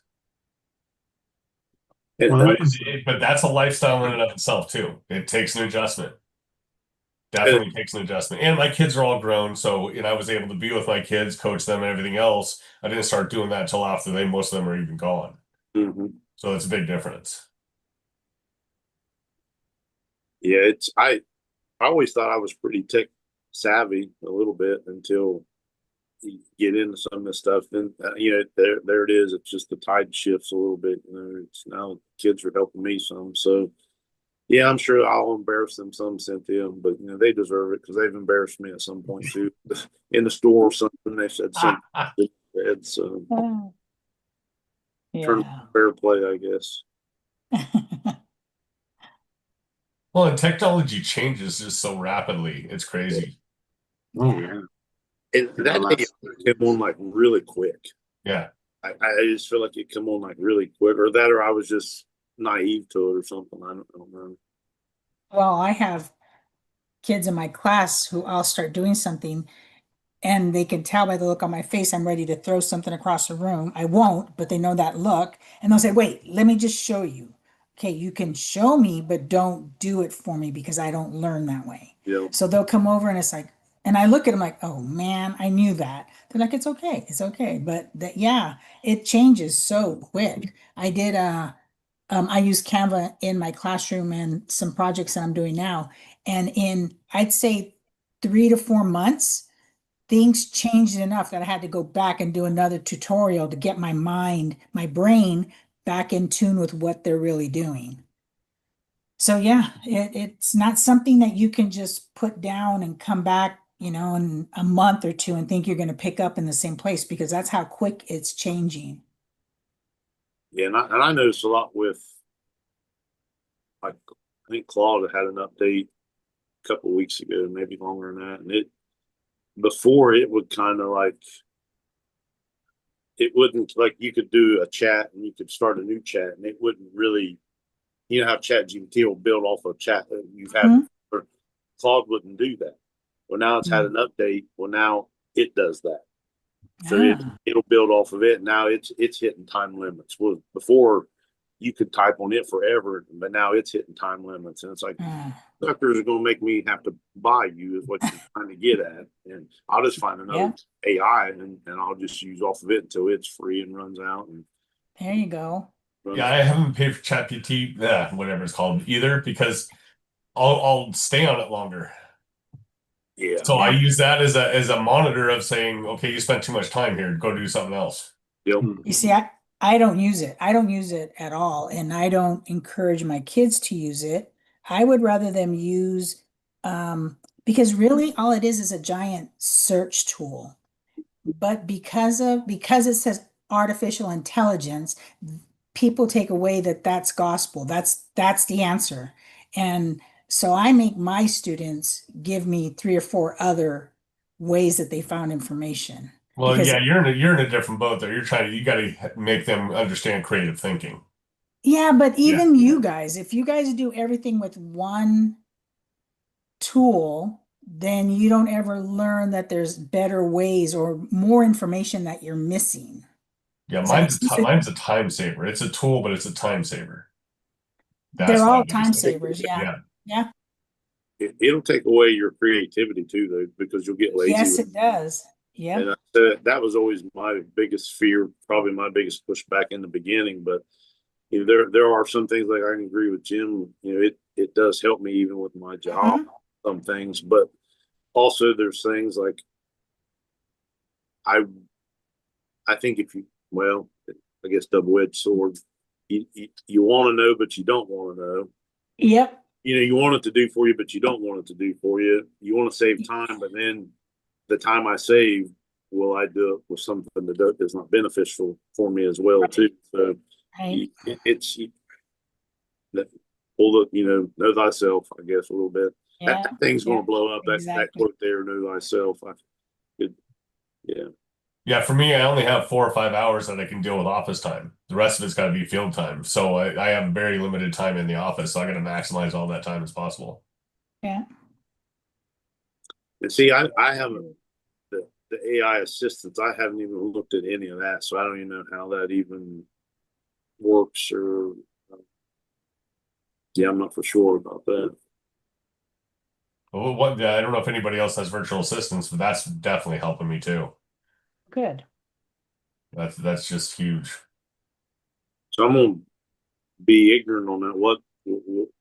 What does it do for you, Jim? Like, how? So what I've used them for so far is like I'm created contact lists for Mariposa County, for Calaveras County, for Pittsburgh, or Beaver County in Pittsburgh, and for Rochester, New York. I've also so I sent all that information to my virtual assistants, and they filled in all those sheets. 6 sheets in about 3 hours of time that I didn't have to spend. So that cost me $21 to have them do that, which would have taken me over 3 hours of time. They've also created, so they did a couple YouTube videos for me. They actually started my other 2 YouTube channels because I just didn't have time to do them. So with that who now how thing, every time I'm thinking, can they do this? Can they do this? Eventually, they'll start doing bookkeeping and stuff like that when I get to that point, get my setups the way I want them. Because I'm having to reinvent everything right now. The Right. entire business, both my remodeling and real estate, everything's getting reinvented. So it's unlimited what they can do. And the nice thing about who I'm using, shout out to Aaron and Amin again, they're fractional. I don't have a full-time person. I just send the director an email saying, "Hey, I need this done," and then sometime during that week they get that done. So you're not committed to a certain amount per month. It could be an hour, so $7. It's a tap, basically. Huh? Just a pay. Yeah, correct. So that's just, and here's a lot of people say, well, you're not paying them anything. Well, for them, it is something. It's a job, and it's there for where they live. It actually is good income for them. Mm-hmm. For us, I couldn't hire an employee anywhere near that. It cost me $20 an hour minimum. So I'm benefiting both of them. So just think about it. Think about, okay, who can I have do that? And that's, like I said, read that, listen to that book. It is definitely a game changer for me. You'll have to send that book title off or get it again as soon as you. I remembered you saying it last week in the meeting. So It's just who, not how. Is that it? Who, not how. And for some reason, it took me a while to get it because I can't read. I have massive dyslexia. Everything has to be on books, on audiobooks. So I'll actually fall asleep when I'm reading. I actually listened to it twice. Once on the way from to Puerto Rico or Puerto Vallarta, and then once on the way back. Because I'll probably listen to it again to actually sit down at my computer and write down some notes. And it's not that long of a book. It doesn't take that long. So it was really, really helpful. I'll have to check it out. But I'm also in a different place because I got too many hats that I'm running, and I need to have more places that those hats need to go to.